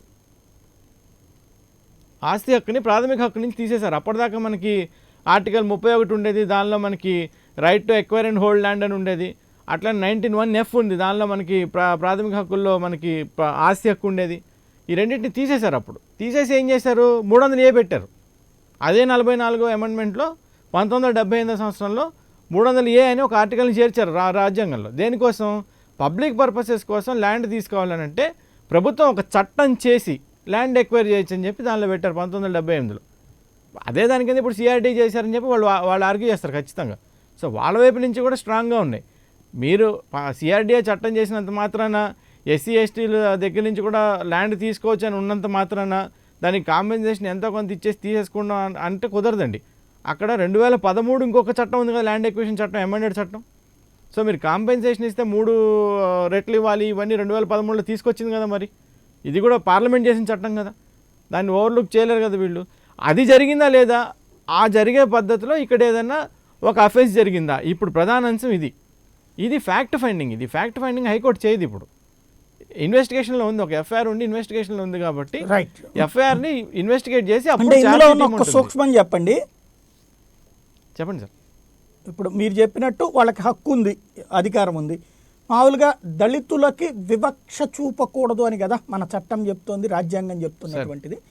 దళితులకి సంబంధించినటువంటి భూమి తీసుకున్నప్పుడు వాళ్ళకి 100 గజాలు 200 గజాలు తగ్గించిస్తాం అనేటువంటిది వివక్ష కిందకు వస్తుందా రాదా? అయితే మీకు 2 రకాల ఇక్కడ మనం చూడాలి సార్. 2 యాక్ట్లు అవి డిఫరెంట్. దళితుల మీద వివక్ష చూపించడం అనేది ఎస్సీ ఎస్టీ చట్టంలోకి వెళ్తుంది. అది దళితుల ల్యాండ్ తీసుకున్నారు ఇక్కడ, అదే కదా ఇప్పుడు దళితుల ల్యాండ్ తీసుకున్నారు. ల్యాండ్ తీసుకున్నప్పుడు దానికి కాంపెన్సేషన్ ఇవ్వటం ఇంకొక చట్టంలో ఉంది. అది సో ఫస్ట్ చట్టం తీసుకుంటే మనం దళితుల యొక్క ల్యాండ్ తీసుకోవచ్చా తీసుకోకూడదా అనేది ప్రధాన అంశం. తీసుకోవచ్చు అనేది మనకి జడ్జిమెంట్ మన హైకోర్టు జడ్జిమెంట్లే ఉన్నాయి, చాలా క్లారిటీతో ఇచ్చారు. తీసుకోవచ్చు, ఎందుకు తీసుకోకూడదు, ఎక్కడ ఉంది తీసుకోకూడదు. ఎందుకంటే దళితులకు ఇచ్చిన అసైన్డ్ ల్యాండ్ ఏదైతే ఉందో అది గవర్నమెంట్ ఇచ్చిన ల్యాండ్. అది అసలు మొత్తం మన సొంత భూమి అనుకునే దానికి కూడా అధికారం గవర్నమెంటే కదా, ఓనర్ గవర్నమెంటే కదా. ఇదే కదా చట్టం. మనం ఎవరో ఓనర్స్ కాదు ల్యాండ్కి, మనకు ఆ బిట్ మనం ఏదో ట్యాక్స్ కట్టి మనం ఎంజాయ్ చేస్తున్నాం అంతవరకే. సో గవర్నమెంట్ ల్యాండ్ అసైన్ చేసింది, ఆ ల్యాండ్ లేని ఎస్సీ ఎస్టీలు వాడి దళితులకి. ఆ ల్యాండ్ని తీసుకునే అధికారం వెనక్కి గవర్నమెంట్కి ఉంది. సెక్షన్ 4(1) కింద మీకు ఉంది, ఏది ఎస్సీ ఎస్టీ యాక్ట్లో. తీసుకున్నప్పుడు ఏం చెప్తుందనంటే సెక్షన్ 3లో 1లో 3 and 4 2 సబ్ క్లాసులు ఉన్నాయి. మీకు ఎస్సీ ఎస్టీస్ అట్రాసిటీస్ యాక్ట్ ఎప్పుడు వస్తుంది, వాళ్ళ మీద ఎప్పుడు వివక్ష వస్తుందనంటే వాళ్ళ ల్యాండ్ లాగేసుకుంటే కానీ, లేకపోతే వాళ్ళ ల్యాండ్లో నుంచి తరిమేసి ఆ ల్యాండ్ని వీళ్ళు ఆక్యుపై చేసుకొని దానిలో ఏదో పొలం పండించుకుంటామో ఇంకేదో ఒక లాభం వచ్చే పని చేయటం కానీ చేయాలి. ఈ 2 జరిగితేనే వాళ్ళ హక్కుల్ని హరించినట్టు అవుతుంది. సెక్షన్ 3(1). ఇక్కడ ఈ 2వ పాయింట్ మీరు చెప్పిన 2వ పాయింట్ ఇక్కడ అట్రాక్ట్ కాదా? ఏమని అంటే ఇదిగో మీకు ఏ పరిహారం ఇవ్వము, మేము తీసేసుకోబోతున్నాము అని చెప్పి వాళ్ళు 2 లక్షలకో 3 లక్షలకో అమ్ముకునే పరిస్థితి తెచ్చి ఒక 5 లక్షలకో 10 లక్షలకో, లేకపోతే ఆ తర్వాత కొన్నటువంటి వ్యక్తికి రెగ్యులరైజ్ చేయడం అన్నటువంటిది ఇక్కడ ఇందులో కీలకమైన పాయింట్. అదే ఇప్పుడు మీకు ఇదివరకు హైకోర్టులో ఒక చిత్తూరుకి సంబంధించిన ఒక కేసు జరిగింది సార్ మనకి, మన ఏపీ హైకోర్టులోనే. దానిలో ఏం చేశారంటే ఒక ఎంఆర్ఓ ఈ ల్యాండ్ ఎక్విషన్ ఎస్సీ ఎస్టీస్ నుంచి సెక్షన్ 4(1) కింద ల్యాండ్ తీసుకున్నారు ఆయన. తీసుకున్నప్పుడు ఏం చేశారంటే దానిలో ఎస్ఓ ఇచ్చారు, స్టాండింగ్ ఆర్డర్ ఇచ్చారు. స్టాండింగ్ ఆర్డర్ ఇస్తే దానిలో ఒక క్లాజ్ ఉంది 17లో, మీ దగ్గర నుంచి ఎప్పుడు కావాలంటే అప్పుడు మేము తీసేసుకోవచ్చు, మీకేమి మేము కాంపెన్సేషన్ ఇవ్వము, మీరు మమ్మల్ని ఏం ప్రశ్నించడానికి లేదు అని చెప్పి ఒక క్లాజ్ పెట్టి స్టాండింగ్ ఆర్డర్ ఇచ్చారు ఎంఆర్ఓ. దాని మీద విచారణకు వచ్చింది మన హైకోర్టులో. వచ్చినప్పుడు హైకోర్టు ఏం చెప్పిందంటే కొన్ని ముఖ్యమైన అంశాలు చెప్పింది. ఆంధ్రప్రదేశ్ వరకు మనం అప్పుడు కంబైన్డ్ స్టేట్ ఉండేది కదా, ఆంధ్ర ప్రాంతం తెలంగాణ ప్రాంతం రెండు కలిపి ఉండేవి ఆ కేసు వచ్చినప్పుడు సంగతి. 1954కి ముందు కనుక ఈ అసైన్మెంట్ జరిగితే పిఎస్ఓ అనేవాళ్ళు దాన్ని, board of standing orders, board of revenue standing orders ఇంకా క్లియర్ చెప్పాలంటే, దాని క్రింద ఇస్తే ఏదన్నా ఒక అసైన్మెంట్, ఆ అసైన్మెంట్లో చేసుకున్న ఓనర్ ఆయన ఎవరైతే అసైనీ ఉంటారో ఆయనకి పూర్తి హక్కులు వస్తాయి. అంటే ఇంకా మనలాగానే అది అసైన్మెంట్ లేనట్టే, ఆయన అమ్ముకోవచ్చు, ఏదైనా చేసుకోవచ్చు, ఆయన అబ్సల్యూట్ రైట్స్ అంటారు దాని లాలో. కానీ అది 1954 తర్వాత మార్చారు దాన్ని లాని. 1977లో మనకి ఇప్పుడు ప్రొహిబిషన్ ఆఫ్ ఎలినేషన్ యాక్ట్ వచ్చింది. ఏది అసైన్మెంట్ ల్యాండ్కి. గవర్నమెంట్ ఎవరికైనా ల్యాండ్ అసైన్ చేస్తే అది ఎస్సీ అవ్వచ్చు ఎవరికైనా అవ్వచ్చు, ఒక ల్యాండ్లెస్ పూర్కి, ఒక పేదవారికి భూమి లేని వారికి భూమి ఇస్తే అసైన్మెంట్ యాక్ట్ కింద గవర్నమెంట్ 1977 చట్టం ప్రకారం ఆ ఎస్ఐని ఎవరైతే ఉంటారో, ఆ బెనిఫిషరీ ఎవరైతే ఉంటారో దాన్ని అమ్మకూడదు, లీజుకి ఇవ్వకూడదు, ఇంకో రకంగా చేసుకోకూడదు, అది వారి వంశపారంపరికంగా మాత్రమే వెళ్తుంది. ఇది ప్రొహిబిషన్. ఈ ప్రొహిబిషన్ యాక్ట్లో వచ్చిన సెక్షన్ 3(1), 4(1) ఇందాక మనం మాట్లాడుకుంది. 3(1), 3(4)లో ఏం చేశారంటే ఎస్సీ ఎస్టీలకి మళ్ళీ ఒక ఎస్సీ ఎస్టీ చట్టం ప్రకారం దానిలో ప్రొటెక్షన్ ఇచ్చారు. ఎస్సీ ఎస్టీ చట్టంలో ఇచ్చిన ప్రొటెక్షన్ ఏంటి?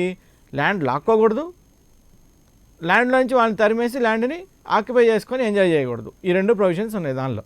కానీ ఇక్కడ 4(1)లో మాత్రం ల్యాండ్ తీసుకోవచ్చు అని ఉంది. 77 యాక్ట్లో ల్యాండ్ తీసుకోవచ్చు అని ఉంది. అసైన్మెంట్ ల్యాండ్ తీసుకుంటానికి మరి కాంపెన్సేషన్ ఇవ్వాలి కదా కంపల్సరీ దానిలో. ఎందుకంటే ఆర్టికల్ 300A ఉంది అక్కడ. ఆర్టికల్ 300A రాజ్యాంగంలో ఉంది. ఎవరి ల్యాండ్ అయినా గవర్నమెంట్ తీసేసుకోవచ్చు చట్టం చేసి. ఏ ల్యాండ్ అయినా, అది అసైన్మెంట్ అవ్వచ్చు, గవర్నమెంట్ ల్యాండ్ అవ్వచ్చు, ఫారెస్ట్ అవ్వచ్చు, ఏదన్నా అవ్వచ్చు. గవర్నమెంట్ ఒక చట్టం చేసి ఆ చట్టం ప్రకారం ఈ ల్యాండ్ని తీసుకోవచ్చు. తీసుకున్నప్పుడు ఏం చేయాలి అని అంటే ఖచ్చితంగా వాళ్ళకి కాంపెన్సేషన్ ఇవ్వాలి అని రాస్తుంది. ఆ కాంపెన్సేషన్ ఇదివరకు మన అందరికీ తెలుసు, 4(6) ఆఫ్ ల్యాండ్ ఎక్విషన్ యాక్ట్ అని పాత చట్టంలో మాట్లాడుకునే వాళ్ళం మనం. అది ఎమెండ్ 2013లో కొత్త చట్టం వచ్చింది ల్యాండ్ ఎక్విషన్కి. ఈ ల్యాండ్ ఎక్విషన్ 2013లో వచ్చిన చట్టం ప్రకారం ఆ కాంపెన్సేషన్ అనేది ఏంటంటే అడెక్వేట్ కాంపెన్సేషన్ అని యాడ్ చేశారు దానిలో. అంటే ఏదో ఇచ్చేస్తే సరిపోదు, దానికి ఖచ్చితంగా సరిపడా కాంపెన్సేషన్ ఇవ్వాలి. అది 3 రెట్లు, మార్కెట్ వాల్యూ 3 రెట్లు. గవర్నమెంట్ ప్రాజెక్టులన్నీ వెనకబట్టడానికి కారణం ఇదే.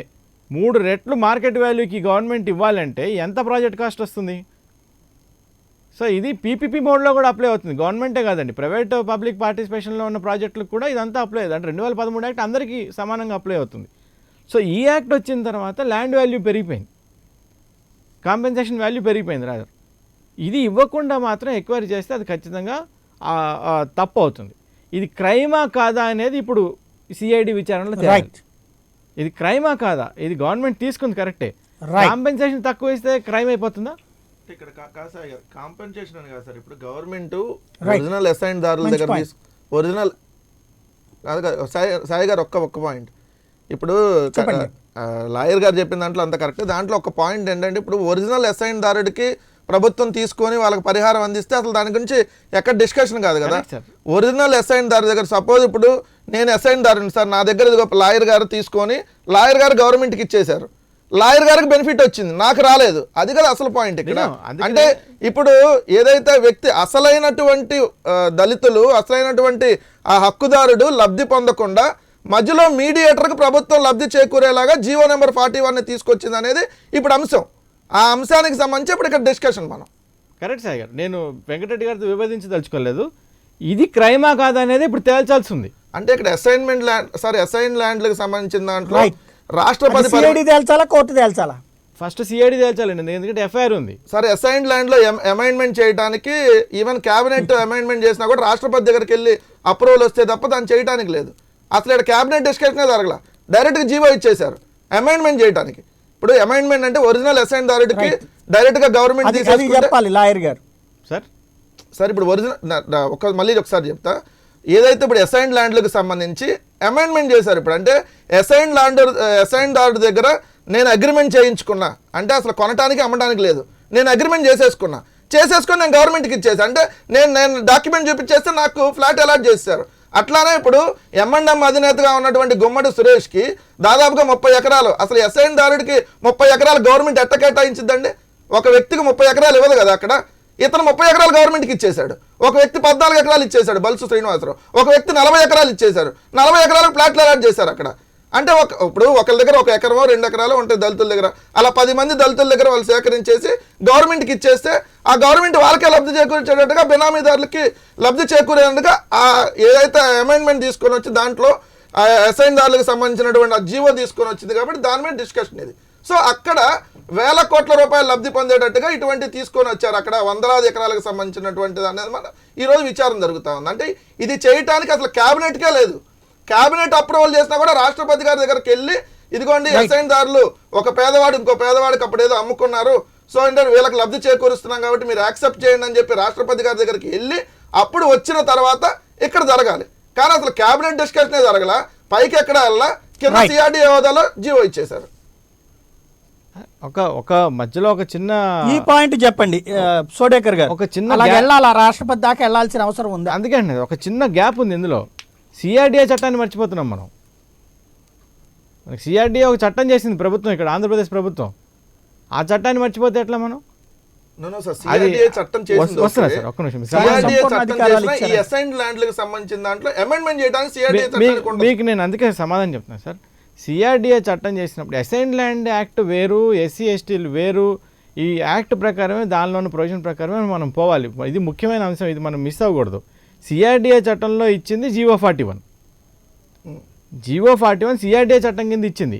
ఏమని ఇచ్చింది? ల్యాండ్ పూలింగ్కి ఏర్పడిందే సిఆర్డీఏ. అక్కడ క్యాపిటల్ కట్టడమే దాని ప్రధాన అంశం, దానికి వేరే పని పాటేం లేదు. ఆ సిఆర్డీఏ ఇచ్చినప్పుడు ఏమైందనంటే, మీరు ఇందాక చెప్పిన పేర్లు నేను ప్రస్తావించదలుచుకోలేదు, ఆ కంపెనీలు కానీ ఆ పర్సన్స్ కానీ, వాళ్ళు 30 ఎకరాలు 40 ఎకరాలు 14 ఎకరాలు గవర్నమెంట్కి ఏది ఇచ్చారో ఒక ఎస్ఐని దగ్గర నుంచి తీసుకొని ఇవ్వలేదు సార్. అది ఆ 41 కింద వాళ్ళకి గవర్నమెంట్ అధికారం ఇస్తే ఎక్వైర్ చేసుకొని ఇందులో క్రైమ్ ఉందా లేదనేది ఇప్పుడు ప్రధాన అంశం. తీసుకోవడానికి రైట్ లేదు కదా. కాదు మీకు అందుకని ఎస్ఐని దగ్గర నుంచి ఎవరు తీసుకోవాలి, క్రైమా కాదా అట్లా అంతమంది దగ్గర తీసుకోవడం, ఎవరు తీసుకున్నారు అనేది సమస్య. ప్రభుత్వం తీసుకోవడం వేరు, వేరే వాళ్ళు తీసుకుని ప్రభుత్వానికి ఇవ్వడం క్రైమా కాదా? వేరే వాళ్ళు ఎక్కడ తీసుకున్నారు అసలు? వేరే వాళ్ళు ఎక్కడ తీసుకున్నారు? ఒకవేళ అదే చెప్పేది, ఆ పేర్లు వాళ్ళు తీసుకొని ఉంటారు సార్. అది ఆ ఫ్యాక్ట్ ఫైండింగ్ కావాలి. ఇప్పుడు ఎస్సీ ఎస్టీ దగ్గర పోనీ మన తీసుకున్నారు అనుకుందాం, ఎస్సీ దగ్గర నుంచి కొన్నారు సార్, అసలు కేసే అది కాదు సార్. ఎస్సీ దగ్గర నుంచి కొన్నారు, ఎందుకు కొన్నారు? ప్రభుత్వం ఇచ్చినటువంటి ఆర్డర్ ద్వారా మీకు ఎవరికి డబ్బులు రావాయా, మీకు 10 ఏళ్ల పాటు పోషణ మాత్రమే ఉంటది అనేటప్పటికి వాళ్ళు 5 లక్షలకి 10 లక్షలకి అమ్మితే వీళ్ళు కొన్నారు, కొని ప్రభుత్వానికి వీళ్ళు ఇచ్చారు, ప్రభుత్వం వీళ్ళకి భూమి ఇచ్చింది. ఇప్పుడు మీరు 2 విషయాలు చెప్తున్నారు ఇందులో. ప్రభుత్వం జీవో ఇచ్చిన దానిలో మీకు రాదని చెప్తాం కదా, ప్రభుత్వమే మీరు వేరే వాళ్ళకి అమ్ముకోండి లేకపోతే వేరే వాళ్ళు వచ్చి కొనుక్కోండి ప్రభుత్వం చెప్పట్లేదు కదా, అందుకనే GO41 ప్రస్తావిస్తున్నాను నేను. కానీ అది భయపెట్టడమే కదా, నీకేం రాదు అన్నప్పుడు ఏం చేస్తారు? ఏం రాదు అనేది పెళ్లికి వచ్చిందే కట్టమంటారు కదా. అట్ట కదా సార్. ఇప్పుడు నా ల్యాండ్ ఉంది సార్, నేను ఒక ఎస్సీని సార్, ఒక జీవో ఇచ్చారు, నాకు బెనిఫిట్ లేకుండా గవర్నమెంట్ తీసేసుకుంటుంది ల్యాండ్ అనుకుందాం, లేకపోతే వేరే వాళ్ళకి వేరే వాళ్ళు కొనేసుకోవచ్చు అని ఇచ్చింది అనుకుందాం. నేను బాధితుడిని అయితే నేను కోర్టుకెళ్ళాలి. ఏ కోర్టుకెళ్ళాలి? రైట్, ఏ కోర్టుకెళ్ళాలి? ఇది ఇందులో అఫెన్స్ ఏంటి? ఇందులో ఎస్సీ ఎస్టీ కోర్టుకి వెళ్ళాలా? అఫెన్స్ ఏంటి ఇందులో? క్రైమ్ కదా, మీరు పెట్టింది FIR కదా. అదే ఇప్పుడు నా ల్యాండ్ నేను ఎస్ఐని సార్, నా ల్యాండ్ నేను ఎవరికైనా అమ్ముకుంటే అమ్మకూడదు అనేది నా చట్టం చెప్తుంది. నాకు ఎస్సీగా నాకు ఒక ల్యాండ్ ఇచ్చినా లేకపోతే ఒక ఎస్ఐనిగా ఒక పేద మనిషిగా నాకు ఒక ల్యాండ్ ఇస్తే ప్రభుత్వం, నేను ఇది అమ్ముకోకూడదు అనేది అసైన్మెంట్ యాక్ట్ చెప్పే చట్టం. ఇప్పుడు నేను అమ్ముకుంటే దానిలో సిఆర్డీఏ చైర్మన్ గారు ఎక్కడి నుంచి వచ్చారు, లేకపోతే మున్సిపల్ శాఖ మంత్రి గారు ఎక్కడి నుంచి వచ్చారు, దానిలో అఫెన్స్ ఎక్కడి నుంచి వచ్చింది? మీరు అమ్ముకున్నారు సార్. సో ఇక్కడ ఏమైందంటే సిఆర్డీఏ తీసుకొచ్చి చట్టం చేసింది. సిఆర్డీఏలో ఒక 41 జీవో ఇచ్చినప్పుడు ఆ జీవోని ఛాలెంజ్ చేయండి, జీవోని పక్కన పెట్టి ఎవరో ప్రైవేట్ పార్టీయో ప్రైవేట్ ఇప్పుడు ఇట్లా కంప్లైంట్ ఇవ్వడం దండకంటారు. దండక కాదు సార్. ఇందులో మీరు అఫెన్స్ ఎస్టాబ్లిష్ అయ్యేదాకా ఆ కోర్టుకి సాటిస్ఫాక్షన్ రాదు. ఈ లొసుగుల వల్లనే నిన్న బెయిల్ ఇచ్చారు. మనం అది గమనించాలి. ఏంటంటే ఈ లొసుగుల వల్లనే నిన్న బెయిల్ ఇచ్చారు. రైట్, అది మనం గమనించి దీన్ని ఓవర్కమ్ చేసుకుంటే కేసు వస్తుంది. వివేక్ గారు, ఇన్ని లిటిగేషన్స్ ఉన్నప్పుడు ఈ కేసు నిలబడుతుందా? కేసు నిలబడకపోవడంలో సిఐడి విచారణ చేసేదాన్ని బట్టి, ఆధారాలను బట్టి ఉంటుంది సాయి గారు. అది ఇందాక మన వాయిస్ వస్తుందా? నా వాయిస్ క్లియర్ గా ఉందండి? వినపడుతుంది, చెప్పండి సాయి గారు, నా వాయిస్ వస్తుందా? వస్తుంది, కాకపోతే లోగానే ఉంది, చెప్పండి. జనరల్ వాయిస్ వస్తుంది, మైక్ వాయిస్ లాగా కాకుండా. కానీ చెప్పండి, పర్లేదు. నేను మైకే పెట్టుకున్నాను, కాలర్ మైక్ పెట్టుకున్నాను. అదే చెప్పండి. ప్రాథమిక ఆధారాలు యాజ్ యూజువల్ గా ఎప్పుడైతే ఏ కోర్టు అయినా ప్రాథమిక ఆధారాలు ఏమున్నాయని అడిగేదాన్ని బట్టి, అండ్ చంద్రబాబు లాంటి వ్యక్తి మీద ఒకసారి కేసు వేస్తున్నప్పుడు, లేకపోతే ఛార్జ్ షీట్ వేసి కోర్టు మెట్లు ఎక్కించాలనుకున్నప్పుడు దానికి సంబంధించి పూర్తి స్థాయి విచారణ చేసి ఆధారాలు తీసుకొని, తప్పకుండా ఆల్రెడీ జరిగిందని మనం ఎన్నోసార్లు మాట్లాడుకున్నాం కాబట్టి, ఎన్నో తప్పులు గత ప్రభుత్వంలో జరిగాయి కాబట్టి, నిజంగా జరిగితే శిక్షించబడితే వెల్ అండ్ గుడ్, మేము తప్పకుండా వెల్కమ్ చేస్తాం. అలాగే ఈ ప్రభుత్వంలో జరుగుతున్నవి కూడా తప్పకుండా వచ్చే ప్రభుత్వంలో జరగాలి. అదే ఇక్కడ వివేక్ గారు ఒక చిన్న పాయింట్ చెప్పండి. వివేక్ గారు చెప్పండి. ఇక్కడ ఒక చిన్న పాయింట్ చెప్పండి. ఈవేళ జరిగితే అంటున్నారు అంటే, ఒక ఎస్సీ దగ్గర ఇట్లాగ నీ దగ్గర భూమి మేము లాగేసుకుంటామయ్యా, మీకేం డబ్బులు ఇయ్యము అన్నప్పుడు వాళ్ళు అమ్ముకోవడం వాళ్ళ నేరం అవుతుందా? Number 1 point. రెండవది, వాళ్ళ దగ్గర నుంచి కొనేసి బల్క్గా ప్రభుత్వానికి ఇవ్వడం అనేటువంటిది అక్కడ ఏ నేరము జరగనట్టు మీ పార్టీ భావిస్తుందా? జరిగితే అనే పదం వాడుతున్నారు. నేను జరిగితే అంటే ఇప్పుడు ఇందాక మనం ఈ కేసే తీసుకోండి, బాబు గారి కేసు తీసుకోండి. ప్రాథమిక ఆధారాలు లేకోకుండా వాళ్ళకు 4 వారాల పాటు ఇచ్చారు చంద్రబాబు. ఇది ప్రాథమిక ఆధారమేనండి ఓన్లీ. కాకపోతే ఏంటంటే చట్టబద్ధంగా చేసింది, అందులో చట్టబద్ధంగా చేశారు. ప్రాథమిక ఆధారం ఇంకేం ఆధారం కావాలా? ఎవడో ఒకడు వచ్చేసి నా ఎస్సీల దగ్గర నుంచి కొన్న భూమిని తీసుకొచ్చి ప్రభుత్వానికి ఇచ్చి ప్లాట్ తీసుకుంటే అది ప్రాథమిక ఆధారం ఏంటి? మాధ్యమిక ఆధారం కూడా చివరి ఆధారం. కాకపోతే చట్టబద్ధంగా చేశారు అవతల దాన్ని. సిఆర్డీఏ చట్టం ఇందాక లాయర్ గారు చెప్పినట్టు. అప్పుడు అది చట్టబద్ధంగా తప్పించుకునే అవకాశం ఉంటే ఎతికలా మోరల్ అనేటువంటి దగ్గరికే వస్తుంది. మీ దృష్టిలో అక్కడ అది తప్పా రైటా? ఎస్సీల దగ్గర తక్కువ రేటుకు భూమి తీసేసుకుని ప్రభుత్వానికి ఇవ్వడం అనేటువంటిది తప్పా రైటా? అది ఆబ్వియస్ గా ఎవరైనా తప్పే అంటారు సాయి గారు, అందులో డౌట్ ఏముంది? వారికంటూ కొన్ని రాజ్యాంగం ప్రత్యేక హక్కులు కల్పించింది. వారికి నిజంగా సర్వీస్ చేయాలి, నిజంగా వాళ్ళకి హెల్ప్ చేయాలనుకున్నప్పుడు గవర్నమెంట్ ఒక ప్రొసీజర్ ప్రకారం ఆ ఇచ్చిన ప్రొసీజర్ ప్రకారం చేస్తే ఎవరైనా ఆహ్వానిస్తారు. కానీ ప్రతి ప్రభుత్వం, ఈ వైసీపీ ప్రభుత్వం కూడా మన ఇళ్ల పట్టాలకు సంబంధించి ఎస్సీ వాళ్ళు, ఎస్సీ ఎస్టీ వాళ్ళ దగ్గర నుంచి తీసుకున్నారు కదా, దళితుల దగ్గర నుంచి భూములు వాళ్ళకి వేరే చోట ఇస్తామన్నారు. అది ఎక్కడ ఉన్నాయో ఏంటో పాపం వాళ్ళకు అక్కడ వాళ్ళు ఇట్లా తీసుకోలేదు కదా. ఇక్కడే తేడా. ఇప్పుడు ఇక్కడేమో నేను నీకేం డబ్బులు ఇయ్యనయ్యా అని లాక్కోవడం, అక్కడేమో 3 times డబ్బులు ఇచ్చి తీసుకోవడం. దీన్ని మీరు ఒకే ఘాటన కడుతున్నారు, అది తేడా. నో నేను ఇదే చెప్తున్నాను. అంటే ప్రభుత్వంలో ఉన్నప్పుడు వీళ్ళు అంటే గత చంద్రబాబు ప్రభుత్వంలో ఉన్నప్పుడు తీసుకున్న నిర్ణయాలు ఇలాంటి వాటికి తీసుకున్నప్పుడు తప్పకుండా వాటికి ఆధారాలు సేకరించి బౌండరీ గా కోర్టు ముందు ఉంచినప్పుడు తప్పకుండా తీసుకుంటుంది అని అంటున్నాను నేను.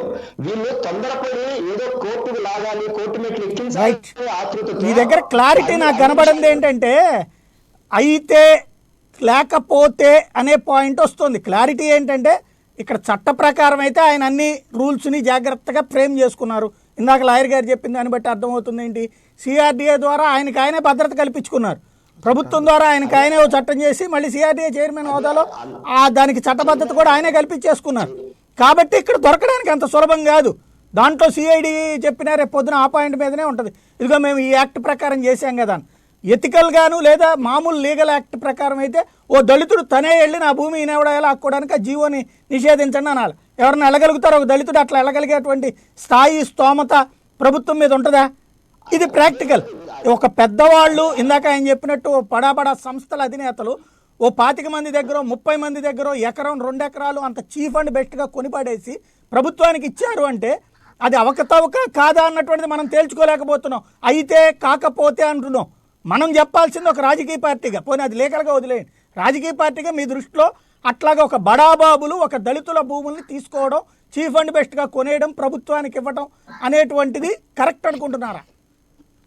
అది ముమ్మాటికి తప్పని చెప్పారు సాయి గారు. కాకపోతే ఈ ప్రభుత్వాలలో ఉన్న వ్యక్తులు ఆ లొసుగులను, ఆ ఎథికల్ విషయాలను పక్కన పెట్టి వాళ్ళకు అనుగుణంగా ఉన్నది చేస్తారని చెప్తున్నాను. వీళ్ళకి ఎథికల్ అలాంటి విలువలు ఏమీ లేవు కదా, దానివల్లనే కదా ఈ సమస్యలన్నీ. వీళ్ళు నిజంగా చట్టబద్ధంగా ఎథికల్ గా వాల్యూస్ తో వెళ్తే ఇన్ని సమస్యలు రావు కదా. ఇప్పుడు 41 జీవో ఇచ్చింది, చైర్మన్ హోదాలో ఆయన ఇచ్చుకున్నాడు. ఇప్పుడు కేసు పెట్టిన 146 ప్రకారం సిఆర్పిసి ప్రకారము అదంతా నిలబడే కేసు గానే అడ్వకేట్ గారు అంటున్నారు. సో ఇలాంటివన్నీ వాళ్ళకి తెలుసు కాబట్టి, ముఖ్యంగా చంద్రబాబు లాంటి వ్యక్తి తిమింగలాన్ని లోపల వేయాలని అనుకున్నప్పుడు వాళ్ళు ఎంత తెలివిగా ఉంటారంటే, మనం గత ఎన్నో సందర్భాల్లో కదా దశాబ్దాల కాలంలో ఎన్నో చూసాం కేసులు. సో ఆ విషయాన్ని చెప్తున్నాను. వీళ్ళకు నిజంగానే చెయ్యాలి, క్రెడిబిలిటీ ఉంది, గత ప్రభుత్వంలో జరిగిన అన్ని తప్పుని సమీక్షించాలనుకున్నప్పుడు దానికి ఉన్న అన్ని ప్రొసీజర్స్ ని ఫాలో అయితే తప్పకుండా ఎక్కడో చోట దొరుకుతారు. ఒకటి దొరకకపోతే అప్పుడు వేరే కోణంలో వెళ్తున్నారు. ఇక్కడ ప్రొసీజర్ ని ఫిక్స్ చేసేసిన తర్వాత రైట్ ఓకే, కానీ రైట్ ఇది బానే ఉంది. బాజీ గారు, మీరేమనుకుంటున్నారు? ఇక్కడ చట్టబద్ధంగా చేసింది, ఇందులో నేరం ఏమీ లేదు అనేటువంటి కోణమే రేపు పొద్దున, ఎందుకంటే చట్టాల్లో కూడా దానికి రాబోయేటువంటి ఇష్యూస్కి ప్రిపేర్డ్గానే ఉన్నారు. అప్పుడు ఇంకా ఏం జరుగుతుంది? సాయి గారు, ఇక్కడ నాకు కొంచెం సమయం ఉండి నేను దాన్ని చెప్పాల్సుకున్న దానికి నేను ఒక మాట చెప్తాను. ఏంటంటే, మీరు అడిగినటువంటి ప్రశ్న 2024 ఎన్నికల వరకు సరిపోయేటువంటి ప్రశ్న అడిగారు. మీరు ఒక సమస్యని సృష్టించి ఆ సమస్యని ప్రజల మధ్య, వ్యవస్థల మధ్య వదిలి మీరే దీని గురించి మాట్లాడుకోండి అనేటువంటి పరిస్థితిని కల్పించేటువంటి పరిస్థితి ఈ రెండు ప్రభుత్వాలు చేస్తున్నటువంటి వైనం నేను చెప్తా ఉన్నానండి. చట్టబద్ధమైనటువంటి అంశం, చట్టానికి లోబడి వెళ్లాల్సినటువంటి పద్ధతి, ఆ చట్టంలో ఉన్నటువంటి లొసుగుల్ని అనుకూలంగా చేసుకున్నటువంటి విధానం ఈ గత ప్రభుత్వం ఏ రకంగా ఆశ్రయించిందని చెప్పడానికి, అది ప్రొఫెషన్ ఆఫ్ ఏదైతే లా ఉందో 1977 అసైన్మెంట్ యాక్ట్కి విరుద్ధంగా జరిగినటువంటి సెక్షన్ 3లో ఉన్నటువంటి సబ్సెక్షన్ 2లో కూడా ఉన్నటువంటి అంశం, దళితుల భూమి మారకం చేయటం చెల్లుబాటు కాదు. యాజ్ పర్ కోనేరు రంగారావు కమిటీ ప్రకారం 1965 నుంచి 1990 వరకు ఉన్నటువంటి ఆ రకమైనటువంటి అన్నీ కూడా చెల్లుబాటు కావు. అందుకు ముందు కనుక జరిగి ఉన్నటువంటి ఏమన్నా ఉంటే దాని యాక్సెప్టెన్స్ తప్ప తర్వాత చెల్లుబాటు కాదని చెప్పినటువంటి విధానం మనం చూడాలి. ఆ భూములు మార్టిగేజ్ కానీ, లీజు కానీ, అదేవిధంగా కౌలుకు కానీ, లేకపోతే ఇలా మార్చుకున్నటువంటి ఏదైతే ఉన్నో పర్మనెంట్ పేపర్ అండ్ డాక్యుమెంట్ కానీ ట్రాన్స్ఫర్ అయ్యేటువంటి సిస్టమ్ కూడా క్యాన్సిలైజ్ చేయబడింది, చెల్లుబాటు కాదని చెప్పబడింది. ప్రభుత్వం ఉద్దేశపూర్వకం చేసేటువంటి అంశాలు కూడా మీ దృష్టికి తీసుకురావాలి. అంతకుముందు మీరు మాట్లాడుతా లోకేష్ బాబు మీ బాబు వల్లే కాలేదనేటువంటి మాటలు అన్నప్పుడు, అసలు వాళ్ళ బాబును పుట్టించి ఎమ్మెల్యే చేసినవాడు, వాళ్ళ బాబును పుట్టించి మంత్రిని చేసినవాడు, వాళ్ళ బాబును పుట్టించి సుప్రీంకోర్టులో కేసులో ఫైనల్ స్టేజ్కి వచ్చి ఖచ్చితంగా చంద్రబాబు నాయుడు గారు శిక్షకు గురవుతాడు అనుకున్న టైంలో రాజశేఖర రెడ్డి గారు ముఖ్యమంత్రి అవుతున్నప్పుడు అకస్మాత్తుగా ఆ కేసు విత్డ్రా అయిపోయి ఏమండి అని చెప్పని పత్రికా ప్రచార సాధనాలు అడిగితే, ఏమండి మీరు ఎలా చేశారని అడిగితే, ఏమో నా లాయర్ చేశాడు నాకు తెలియదని చెప్పని రాజకీయ భిక్షో లేకపోతే కోర్టు నుంచి శిక్ష పడకుండా భిక్షో పుట్టించినటువంటి వీళ్ళ బాబు గారు, ఈ రకాలన్నీ కూడా లోకేష్ బాబు గారికి తెలియాలి. ఎందుకంటే రాజకీయాల్లో బాలుడు కాబట్టి ఆయన ఇవాళ రాజకీయాల్లో తప్పించుకోవడానికి ఉన్నటువంటి వ్యవస్థలు, న్యాయ వ్యవస్థలను వీళ్ళ బంధువులుగా మార్చుకునేటువంటి పద్ధతి, అందులో పనిచేస్తున్న వాళ్ళు ఇంటే ఒక రకంగా, వినకపోతే ఇంకో రకంగా వాళ్ళ మీద దాడి చేసేటువంటి ప్రక్రియ ఇవాళ రాజ్యాంగ వ్యవస్థలో డైరెక్ట్గా ప్రజలు ఎన్నుకున్నటువంటి ప్రభుత్వం పేరు మీద ఇలా జరుగుతూ ఉంది. కొన్ని అంశాలు మాత్రమే, అందులో 2-3 విషయాలు తీసుకుందామండి. 178 కిలోమీటర్ల కాలువ తవ్వినటువంటి వైఎస్ఆర్, ఆ తర్వాత 45 కిలోమీటర్లు తవ్వినటువంటి చంద్రబాబు నాయుడు గారు, 45 కిలోమీటర్ల కాలువ తవ్వుతున్నప్పుడు ఆర్టికల్ 1978 ప్రకారం రాజ్యాంగానికి సవరణ జరిగింది. 300A ప్రకారం భూములు తీసుకోవచ్చు అనేటువంటి అంశం దేనికోసం? జాతీయ ప్రయోజనాల కోసం, రాష్ట్ర ప్రయోజనాల కోసం, లేకపోతే ఫ్లైఓవర్ల కోసం, వారి యొక్క కాలువల కోసం, వీటి కోసం తీసుకోమని చెప్పని భూములు లాక్కోమని చెప్పనుంది. కానీ ఇక్కడ ఏం జరుగుతుందంటే, ఏదైతే పులిచింతల ప్రాజెక్టు కోసం 45 కిలోమీటర్లు జరిగినటువంటి భూమి అసలు ధర 10 లక్షలు అయితే, వీళ్ళ ప్రయోజనాల కోసం మాట్లాడుకున్నటువంటి భూమి రేటు 50 లక్షల రూపాయలు. అక్కడ ఉన్నటువంటి మనుషుల కోసం, నిన్న మొన్న ఇళ్ల స్థలాల కోసం చేసినటువంటి గుంటూరు జిల్లాలో భూమి రేటు 7 లక్షల రూపాయలు, వీళ్ళు మాట్లాడుకున్న రేటు 30 లక్షల రూపాయలు. రైతుకి ఇచ్చేది 7 లక్షల నుంచి 10 లక్షలు 15 లక్షల రైతుకి ఇవ్వటం, ఆ భూమి మీద రేటుని మళ్ళీ ప్రభుత్వంలో ఉన్నటువంటి కీలకమైన వ్యక్తులే వాళ్ళ అమ్మకాల ధరలు వాళ్ళే నిర్ణయించి వాళ్ళు స్వాధీనపరచుకోవటం, ఈ రకమైన ప్రక్రియే ఆ అమరావతిలో దళితుల భూమి పట్ల కూడా జరిగింది. బెదిరించడం వల్ల, తక్కువ రేటుకి భూములు ఇవ్వటం వల్ల ఆ భూముల్ని కావాల్సిన వాళ్ళు కొనుక్కొని మళ్ళీ దాన్నే ప్రభుత్వానికి ఇచ్చి దానిలో ఉన్నటువంటి డెవలప్మెంట్లో ఉన్నటువంటి భూములు తీసుకొని ఈ భూమారక వ్యాపారం ఆనాటి పులిచింతల ప్రాజెక్టు దగ్గర నుంచి ఈనాటి అమరావతి భూముల వరకు రేపు జరుగుతున్నటువంటి వీళ్ళు అంటున్నారు 41 జీవీఎంఎస్ నెంబర్ 41 రద్దు చేయాలి, అది 41లో జరిగినటువంటి లోపభూయిష్టమైన విధానాలు ఎత్తి చూపుతూనే వాళ్ళు అంటున్నారు జీవీఎంఎస్ నెంబర్ 77 కూడా తప్పే కదా, మేము దొంగలైతే మీరు కూడా దొంగలే కదా అని చెప్పని పసుపు పార్టీ మాట్లాడుతున్నటువంటి పరిస్థితి. ఇప్పుడు నీలిరంగు పార్టీ వాళ్ళు ఒక విధానంలో పోతా ఉంటే, పసుపు రంగు పార్టీ వాళ్ళు ఒక విధానంలో పోతా ఉంటే, ఈ అంశాన్ని తీసుకొచ్చి ప్రజల మధ్యన వదిలేస్తే ప్రజలు వీళ్ళు గెలుస్తారా వాళ్ళు గెలుస్తారా వీళ్ళు గెలుస్తారా వాళ్ళు గెలుస్తారా అని చేసుకునేటువంటి పరిస్థితి జరిగినప్పుడు ఈ వ్యాపారంలో ప్రజలను కూడా ఎంత కొనుక్కోవాలో నిర్ణయానికి వచ్చి ఎన్నికలు జరిపే ప్రక్రియ జరుగుతున్నప్పుడు వీళ్ళొక ధర వాళ్ళొక ధర ఇచ్చి ప్రజలను తీసుకున్నప్పుడు 5 సంవత్సరాల పాటు ప్రజల తలకాయల మీద ఈ చర్చలు నడిపేటటువంటి పద్ధతి మీలాంటి మేధావులను కూర్చోబెట్టినప్పుడు, లేకపోతే ప్రజాస్వామ్యమైనటువంటి వాదులను కూర్చోబెట్టినప్పుడు చర్చలకు పరిమితం అవుతుంది తప్ప ఈ ప్రభుత్వ వ్యాపారం ప్రజల మీద నుంచి తీసుకున్నటువంటి ఓటు రూపంలో ఏర్పడినటువంటి ప్రభుత్వం మాత్రం ఇటువంటి లోపభూయిష్టమైనటువంటి చట్టాలని సృష్టిస్తారు, క్యాబినెట్లో ఆమోదిస్తారు, దాన్ని తీసుకెళ్లి లొంగని ప్రజల్ని భయభ్రాంతులు క్రియేట్ చేస్తారు, లొంగిన ప్రజల్ని లొంగ తీసుకునేటువంటి విధంగా మార్చుకునేటువంటి ప్రక్రియ జరుగుతూ ఉంది సాయి గారు. దాని ఫలితంగానే సిఆర్డీఏ అయినా సరే, సిఆర్డీఏ ఆయనకి ముద్దయింది, ఈయనకి రద్దయింది, శాసనమండలి ఆయనకి ముద్దయింది, ఈయనకి రద్దయింది, చట్టాల రూపకల్పన చేసేటువంటి శాసనాలైనా వాటి యొక్క కల్పనలైనా రద్దు అవుతాయి. ఆనాడు కోర్టులు వీళ్ళని దోషులుగా చూపిస్తారు, ఈనాడు వీళ్ళు కోర్టును దోషులుగా అవుతుంది, ఒకళ్ళకి అవుతుంది. ఇన్ జనరల్ గా మాట్లాడుతున్నాం బాజీ గారు, మీ దృష్టిలో అలా కొనుగోలు చేయడం ద్వారా దళితులకి న్యాయం జరిగిందా? ఒక బడాబాబులు ప్రభుత్వం దగ్గరికి ఇచ్చినటువంటి ప్లాట్లు ఒక 40 ఎకరాలో 50 ఎకరాలో ఈ అసైన్డ్ భూమి ఇచ్చారు అంటే ఆ దళిత రైతులకి న్యాయం చేసి తీసుకున్నారని మీరు భావిస్తున్నారా, మీ పార్టీ భావిస్తోందా? అందరికీ తెలుసు సాయి గారు, అమరావతిలో భూమారకాలు జరిగేటువంటి క్రమంలో చిన్న చిన్న వాళ్ళు బలైపోయారు.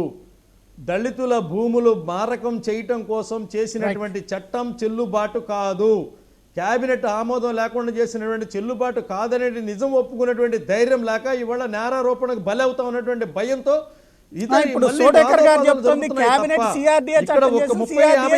చెప్పారు సాయి గారు.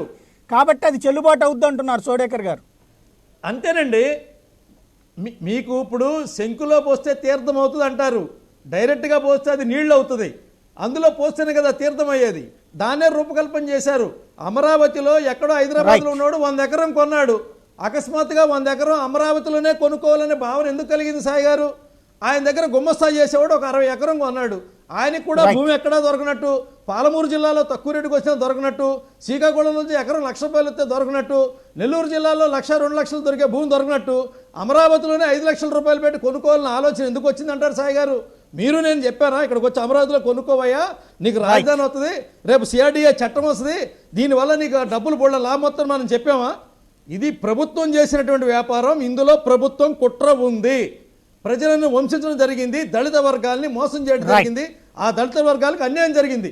కోర్టులు మాట్లాడేనా పోలీసులు మాట్లాడేనా కేవలం ఆనాటి టీడీపీ ఈనాటి వైసీపీ విశాఖ భూముల్లో జరుగుతుంది కేవలం భూ వ్యాపారం మాత్రమే సాయి గారు, ఇది గుర్తుపెట్టుకోండి.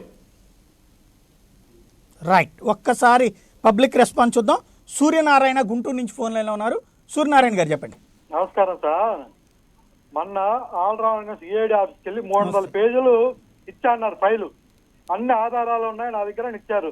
ఇయ్యచ్చు కదండి కోర్టుకి, ఏమండి 300 పేజీలు తీసుకెళ్ళి ఇచ్చారు అన్ని. ఆయన ఇచ్చేగానే చదివారు, ఆయన ఇచ్చేగానే తీసుకెళ్ళి ఎవరండి కోర్టుకి, దాన్ని మళ్ళీ దర్యాప్తు చేయాలి. మెయిన్ అన్ని ఇయ్యచ్చు కదా, అదే కదా చూడాలనే కదా అనేది, చూడాలని దర్యాప్తు చేయాలన్నా ఎవరు కోర్టుకి ఆ కాగితం ఆయన ఇచ్చాడండి చదువుకోండి అని జడ్జి గారికి ఇయ్యరు. అవి ముందు వాళ్ళు చదవాలి, దాంట్లో వెరిఫై చేయాలి, వాళ్ళ దగ్గర నుంచి స్టేట్మెంట్ తీసుకోవడాన్ని దర్యాప్తు అంటారు. డైరెక్ట్ గా మీరు జడ్జి గారికి ఇచ్చేసేసి ఈ చదువుకోండి అని చెప్పరు. సరే నెక్స్ట్ అయినా మొత్తం అందులో ఉన్న తీసి ఇయ్యచ్చు కదా, అందులో మెయిన్ అదేనండి అనేది, ముందు అది కరెక్టో కాదో వాళ్ళు చూడాలి కదా. సరే వచ్చే 16 వరకు ఇచ్చారు కదా, ఈ లోపల ఏమేనండి వీళ్ళకి దమ్ము ధైర్యం ఉంటే ఏమండి చేస్తారు, అది గ్యారంటీగా చేయకుండా ఎట్టుంటారు. ఇది ఏమనండి ఇస్తే అప్పుడు వాళ్ళ మగతనం ఏంటో తెలుస్తుంది. అది ఇంకోటి మంచి పాయింట్. థ్యాంక్ యూ సూర్యనారాయణ గారు. సుబ్బారావు రైట్ మళ్ళీ మీ దగ్గర కోసం సుబ్బారావు విజయవాడ నుంచి ఫోన్ లైన్లో ఉన్నారు. సుబ్బారావు గారు చెప్పండి. నమస్కారం అండి. సార్ సాయి గారు, సాయి గారు, చెప్పండి చెప్పండి సుబ్బారావు గారు. మీకు కరెంట్ పోయింది మధ్యలో తెలియదు కానీ వినండి మా మాట కొంచెం. మీరు మేము అడిగేది వాళ్ళని సమాధానం డైరెక్ట్ గా ఫోన్ లో మాట్లాడండి, చెప్పండి. వారు ఇంత ప్రేమగా 2019 మేనిఫెస్టోలో పెట్టామన్నారు బాజీ గారు. మరి అంత ముందు 16, 18, 19 ఏం చేశారు వీళ్ళు తెలియదు వాళ్ళకి జరిగేటప్పుడు. ఇప్పుడు వయసులో మేము ఒక రైతుకు అడుగుతున్నామండి, ఆయన జగన్మోహన్ రెడ్డి గారు నీతిగా ఉన్నాడంట. వెంకటరెడ్డి గారిని అడుగుతున్నాం, నీతిగా ఉంటే మరి రైతు భరోసాలు ఇంకా పథకాలు 6 లక్షల కోట్లు దోచుకున్నాడని ఎన్నో వాగ్దానాలు చేశాడు ఆయన, అబద్ధాలు ఆడాడు. మరి అన్ని నిరూపించలేదు. మేము కూడా కోర్టుకు వెళ్ళొచ్చు, ఆయన మీద తీసుకుంటారమ్మా కేసు. ఏమండి అర్థం కాలేదు, ఏంటంటారు? ఏం చీటింగ్ జరిగిందంటారు? రైతు భరోసా మేనిఫెస్టోలో పెట్టిన అన్ని అబద్ధాలు ఆడి సగానికి సగం తెగ్గోశాడండి. పింఛనీలు కానీ, రైతుల భరోసా కానీ, అనేక రకాల పథకాలు ఇవన్నీ ఇవన్నీ అమలు చేయలేదు కాబట్టి మేము కూడా ఆయన మీద కోర్టుకు వెళ్ళొచ్చా? వెళ్ళండి. రైతు భరోసా అమలు చేయకపోవడం ఏంటి? డబ్బులు వేయట్లేదా? 7,500 వేశారండి మీరు. ఆయన 12,500 ఇస్తానని చెప్పాడు 2017లో మేనిఫెస్టోలో. అదే తెలియదు ఆయనకి. రైట్, అది మిగతా 6,000 రూపాయలు కేంద్రం కూడా కలిపి కదా వాళ్ళు. అవునండి, దానికి పిఎం అని కూడా పెట్టారు కదా, అందుకే ప్రధానమంత్రి డబ్బులు కూడా కలిపి 13,500. నేను చెప్పేది వినండి కొంచెం. 2019లో కేంద్రం ఇచ్చింది, 17లో కాదుగా. 17లో కదండి మేనిఫెస్టో పెట్టింది. అవును అవునండి, మరి 19లో ఇవ్వాలి కదా. 18 అవునండి, ఆ మేనిఫెస్టోలో పెట్టిన తర్వాతనే ఈ పాయింట్ వచ్చింది. ఇప్పుడు 13,500 మీకు 7,500 రాష్ట్రము, 6,000 కేంద్రం వస్తుందా? సరే, అప్పుడు 4 సంవత్సరాలు ఇస్తా అన్నాం, ఇప్పుడు 5 సంవత్సరాలు ఇస్తా ఉన్నాం కదా. 12,500 13,500 అయింది కదా. మరి మీరు ఒక సంవత్సరం తీసుకోకుండా ఆపేశారా? రైట్, ఒక్క మాట వెంకటరెడ్డి గారు, ఒక్క నిమిషం. సుబ్బారావు గారు, మీకు చక్కగా హక్కు ఉందండి. వాళ్ళంది టోటల్గా 4 ఏళ్లలో 50,000 ఇస్తానన్నారు. ఇప్పుడు ఈ లెక్క ప్రకారం 37,500 దాకా వస్తుంది. మిగతాది కేంద్ర ప్రభుత్వం డబ్బులు వాళ్ళు లెక్కేసుకున్నారు. మీరు చక్కగా కోర్టుకు వెళ్ళొచ్చండి, మీరు వేయొచ్చండి, చీటింగ్ కేసు వేయండి, అప్పుడు ఏమంటుందో కూడా తెలుస్తుంది. థ్యాంక్ యూ సుబ్బారావు గారు. వెంకటరెడ్డి గారు, అది కరెక్ట్ పాయింట్. మీరు ఆ రోజున చెప్పింది అయితే 4 ఏళ్లలో 50,000 అన్నారు. మీరు ఇప్పుడు తర్వాత 5 ఏళ్ళు ఇస్తామంటున్నారు. 5 ఏళ్లలో ఇచ్చినా కూడా 5 ఏళ్ళు 35, 5 5 25 అంటే 37,500 ఇస్తారు. మీరు 50,000 అవ్వట్లేదు. ఇంకోటి కేంద్రం మీరు కలిపేసుకున్నారు, కేంద్రం సపరేట్గా ఇస్తుంది. సార్ 2017లో ఫస్ట్ అనౌన్స్ చేసింది మేము ఆ రోజు అధికారంలో లేము. దాని తర్వాత 2018లో కేసీఆర్ గారు ఇంప్లిమెంట్ చేశారు. 2019 ఫిబ్రవరిలో మోడీ గారు కూడా మేము కూడా ఇస్తున్నాం దాన్ని యాడ్ చేశారు. ఇప్పుడు కేంద్ర ప్రభుత్వం కూడా ఇస్తుంది కాబట్టి దాన్ని కలిపి, ఇప్పుడు కేంద్రం ఎంత ఇస్తుంది కాబట్టి మీరు ఎంత ఇవ్వండి అంటే మేమే మీ మేనిఫెస్టో వేరు, వాళ్ళ మేనిఫెస్టో వేరు. మీ మేనిఫెస్టోలో వాళ్ళది ఎట్టా యాడ్ చేస్తారు? పోనీ ఇదిగో కేంద్రం ఇచ్చే, ఆ రోజున చంద్రబాబు గారు ఇలాగే చెప్పారు, కేంద్రంది ఆయనది కలిపి 10,000 అంటే అప్పుడు రాష్ట్రం ఇచ్చేది 4,000 అందరూ ఎటకారం చేసేటప్పటికి ఆయన మళ్ళీ దాంట్లో మేనిఫెస్టోలో మార్చుకుని డైరెక్ట్గా రాష్ట్ర ప్రభుత్వం తరపున 10,000 ఇస్తామన్నారు. మీరేమో 12,500 మేమే ఇస్తామన్నారు అని ఆ తర్వాత శాంతం తీసుకొచ్చేసి గవర్నమెంట్కి వచ్చాక 7,500 ఇస్తున్నారు. సార్ ఇప్పుడు ఒక మాట దానికి 12,500 మేము సంవత్సరానికి ఇస్తా అన్నాం. దాన్ని మేము 13,500 చేసాం, 4 ఏళ్ళు 5 ఏళ్ళు చేసాం. రెండో పాయింట్ వచ్చేటప్పుడు పింఛన్లో కూడా కేంద్ర ప్రభుత్వం పింఛన్లో కూడా మన పింఛన్లు కూడా 2,250 రోజు ఇస్తుంది. దాంట్లో 400, 500 కేంద్రానికి సంబంధించి కూడా వస్తూ ఉంటాయి కదా. అవి సపరేట్గా ఇవ్వాలి, సపరేట్గా ఇవ్వాలని అడగట్లేదు కదా. ఇక్కడ 800 వస్తుంది కేంద్రం నుంచి, అంటే దాంట్లో అందరికి రావు కదా సార్, కొంత. అవును, రేపు పొద్దున అది కూడా పెడతారేమో. సరే, ఇప్పుడు కోర్టుకి వెళ్ళమనండి సార్. ఆయన సుబ్బారావు గారు కొద్దిగా ఆతృతగా ఉన్నాడు కదా, వెళ్తే. రైట్. థ్యాంక్ యూ అండి. ప్రతాప్ ఒంగోలు నుంచి ఫోన్లో ఎలా ఉన్నారు? ప్రతాప్ గారు. సాయి గారు, అందరు గుడ్ మార్నింగ్ అండి. ఇప్పుడు రామకృష్ణారెడ్డి గారు అన్ని ఇచ్చారు అన్నప్పుడు మొత్తం జడ్జి గారి ముందు పెట్టరు, విచారణ చేసి తర్వాత పెడతారంటున్నారు. మరి విచారణ చేసిన తర్వాతే నోటీస్ ఇవ్వాలి కదా. 14 సంవత్సరాలుగా ముఖ్యమంత్రి చేసినటువంటి వ్యక్తులకు నోటీస్ ఇచ్చారు. సరైన విచారణ లేకుండా, సరైన ఎవిడెన్స్ లేకుండా ఇచ్చారు. గవర్నమెంట్ ఇప్పుడు అధికారంలోకి వచ్చి కూడా దగ్గర 89 వారాలు అవుతుంది. 89 వారాల్లో వీళ్ళు సేకరించిన వాళ్ళు ఈ 6 వారాల్లో ఏం సేకరిస్తారు? అదొకటి. ఇంకో విషయం ఏంటంటే, ఇప్పుడు మనకి రాజ్యాంగంలో ఏదో ఒక యాక్ట్ ఉంటది ప్రతి విషయానికి కూడా, ప్రతి దానికి సంబంధించి. దానిలో ఏదైనా మార్పులు చేర్పులు చేయాలంటే దానిలో సవరణ చేయకుండా ఏయో సిఆర్డిఓ చట్టాలను పెట్టుకొని ఆయా రాష్ట్రాల ముఖ్యమంత్రులు వాళ్ళకి అనుకూలమైన వాళ్ళకి, వాళ్ళ కమ్యూనిటీలకు అనుకూలమైన విధంగా జీవాలు చేసుకునే పనికి ఇక ఆ రాజ్యాంగం ఎందుకు? మన ఒక పెద్ద రాజ్యాంగం, లిఖిత రాజ్యాంగం అంటారు. ఇక ఆ రాజ్యాంగంలో ఉన్న చట్టానికి ఏం వాల్యూ ఉంటుంది? ఎవరి ఇష్ట ప్రకారం వాళ్ళు చేసుకుంటా పోయే కాడికి అసలు రాజ్యాంగంలో పొందుపరిచిన చట్టానికి ఏ మంచి వాల్యూ point. ఉంటుంది సార్? అది ఒక రాష్ట్రపతి ఆమోదం కానీ, క్యాబినెట్ ఆమోదం కానీ, పార్లమెంట్ ఆమోదం ఏదో ఒకటి లేకుండా ముఖ్యమంత్రి లిస్టు ప్రకారం చేసుకుంటా పోయేదానికి ఏముంటుంది అందులో? అదొకటి. ఇంకో బీజేపీ వాళ్ళు ఏమంటారంటే మేము మంచి point. మేనిఫెస్టోలు పెట్టే అన్యాయం జరిగిన వాళ్ళకి న్యాయం చేస్తామని.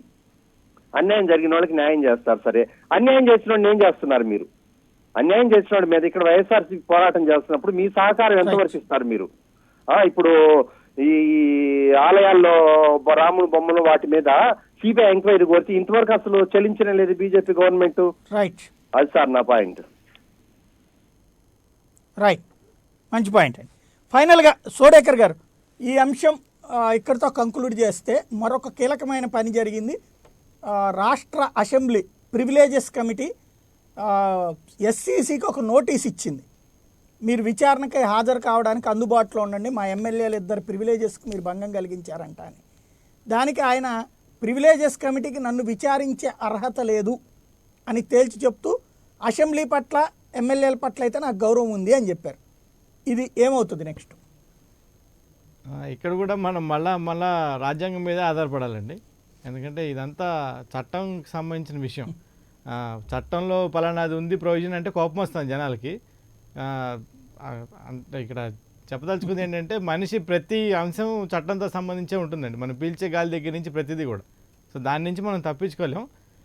ఇక్కడ 2 విషయాలు నేను ప్రస్తావించదలుచుకున్నాను.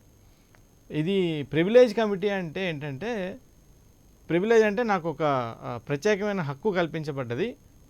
ఆ హక్కుకి ఏదైనా భంగం జరిగితే ప్రివిలేజ్ కమిటీ అనేది ఒక కమిటీ ఫామ్ చేసుకొని దానికి రిఫర్ చేస్తారు. ఇది పార్లమెంట్లో ఉంటుంది, అసెంబ్లీలో కూడా ఉంటుంది. ఎవరి ప్రివిలేజ్ అంటే ఆ చట్టసభల్లోని సభ్యులకి వచ్చిన ప్రివిలేజ్. ఆ ప్రివిలేజ్ ఏదైనా భంగపడితే దాని మీద వాళ్ళు వెళ్ళి స్పీకర్ గారికి కంప్లైంట్ ఇస్తే స్పీకర్ గారు చేసే విచారణ ఈ ప్రివిలేజ్ కమిటీలో ఆయన ఉంటారు కాబట్టి చైర్మన్, ఆయన చేసే విచారణ ప్రివిలేజ్ కమిటీ విచారణ. ఇది చట్టం చెప్పే విషయం. దీనిలో ఆర్టికల్ 105, 191, 194 రాజ్యాంగంలోవి ఈ 3 ప్రధాన అంశాలు. ఈ 3 అనుకోకుండా ఒక చిన్న రెస్ట్రిక్షన్ పెడుతున్నాయి వాటి మీద. ఏంటంటే అసెంబ్లీలో కానీ పార్లమెంట్లో కానీ జరిగిన ఏదైనా ఒక సంఘటన కానీ ఒక చర్చకి కానీ సంబంధించి ఆ సభ్యులు ఎవరైతే చర్చలో ఉన్నారో ఆ సభ్యుల యొక్క గౌరవ మర్యాదలకి ఏదన్నా బయట భంగం జరిగితే అప్పుడు వాళ్ళ ప్రివిలేజ్ వైలేట్ అయింది, అంటే వాళ్ళ ప్రివిలేజ్కి భంగం జరిగిందని అర్థం. అప్పుడు మాత్రమే ప్రివిలేజ్ కమిటీ వస్తుంది. ఇప్పుడు మన నిమ్మగడ్డ గారి మీద అంటే ఎస్సీసీ గారి మీద పెట్టిన ఈ వాళ్ళని పిలిచిన ఈ సమన్ చేసిన ఏదైతే ఉందో ప్రివిలేజ్ కమిటీ సమన్ చేసింది కదా, ఆయన రండి అందుబాటులో ఉండండి అని చేసినప్పుడు చట్టసభల్లో మాట్లాడిన వాటికి ఎస్సీ గారు ఏదన్నా భంగం కలిగించేలాగా మాట్లాడారా? చట్టసభల్లో సభ్యులు బయట ఏదన్నా మాట్లాడితే అది చట్టసభకు సంబంధించిన విషయం కాకపోతే ప్రివిలేజ్ కమిటీ కిందకి రాదు. ఇది ప్రధాన అంశం. చట్టసభల్లో జరిగిన ఏదైనా విచారణ ఏదైనా ఒక కార్యక్రమానికి సంబంధించినది అయితేనే మాత్రమే 105, 191, 194 ఈ 3 ఆర్టికల్స్ ప్రకారం పార్లమెంట్ అయితే పార్లమెంటు, స్టేట్ అసెంబ్లీ అయితే అసెంబ్లీకి సంబంధించిన ప్రివిలేజ్ వస్తుంది దానిలో సభ్యులకి. అది భంగం కలిగితేనే ఈ ప్రివిలేజ్ కమిటీకి సమన్ చేసే అధికారం వస్తుంది. ఇది మొదటి విషయం. రెండో విషయం, మంచి పాయింట్. ఎస్సీసీ వెంకటరెడ్డి గారు, ఎస్సీసీ గారు కాన్స్టిట్యూషనల్ అథారిటీ సార్, ఇది కూడా గుర్తుపెట్టుకోవాలి మనం. సార్ ఇక్కడ అడ్వకేట్ గారు చెప్పిన దాంట్లో అసెంబ్లీలో కానీ అసెంబ్లీ బయట కానీ ఎక్కడైనా కూడా ఏదైతే శాసనసభ్యుల హక్కులకు భంగం కలిగినప్పుడు ఖచ్చితంగా వాళ్ళు స్పీకర్ గారికి ఫిర్యాదు చేయొచ్చు. స్పీకర్ గారు దాన్ని ప్రివిలేజ్ కమిటీకి సిఫార్సు చేయొచ్చు.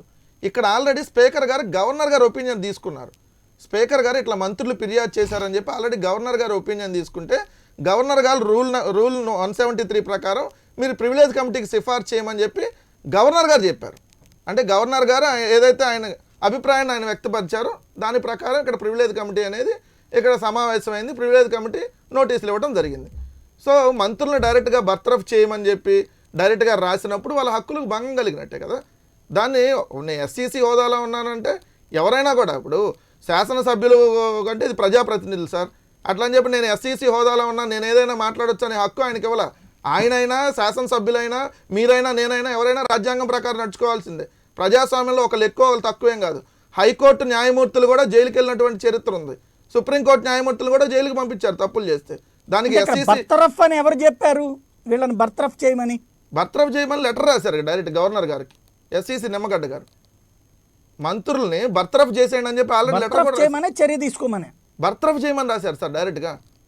మంత్రులు డైరెక్ట్గా బర్తరఫ్ చేయండి అని చెప్పి పెద్దిరెడ్డి గారిని, కొడాల నాని గారిని బర్తరఫ్ చేయమని చెప్పి డైరెక్ట్ గవర్నర్ గారికి లెటర్ కూడా రాశారు నిమ్మగడ్డ రమేష్ కుమార్ గారు. దాని తర్వాత అసలు మీరు ఇంట్లోంచి బయటకు రావడానికి ఇల్లేదు. ఎందుకు వచ్చింది మరి మధ్యలో?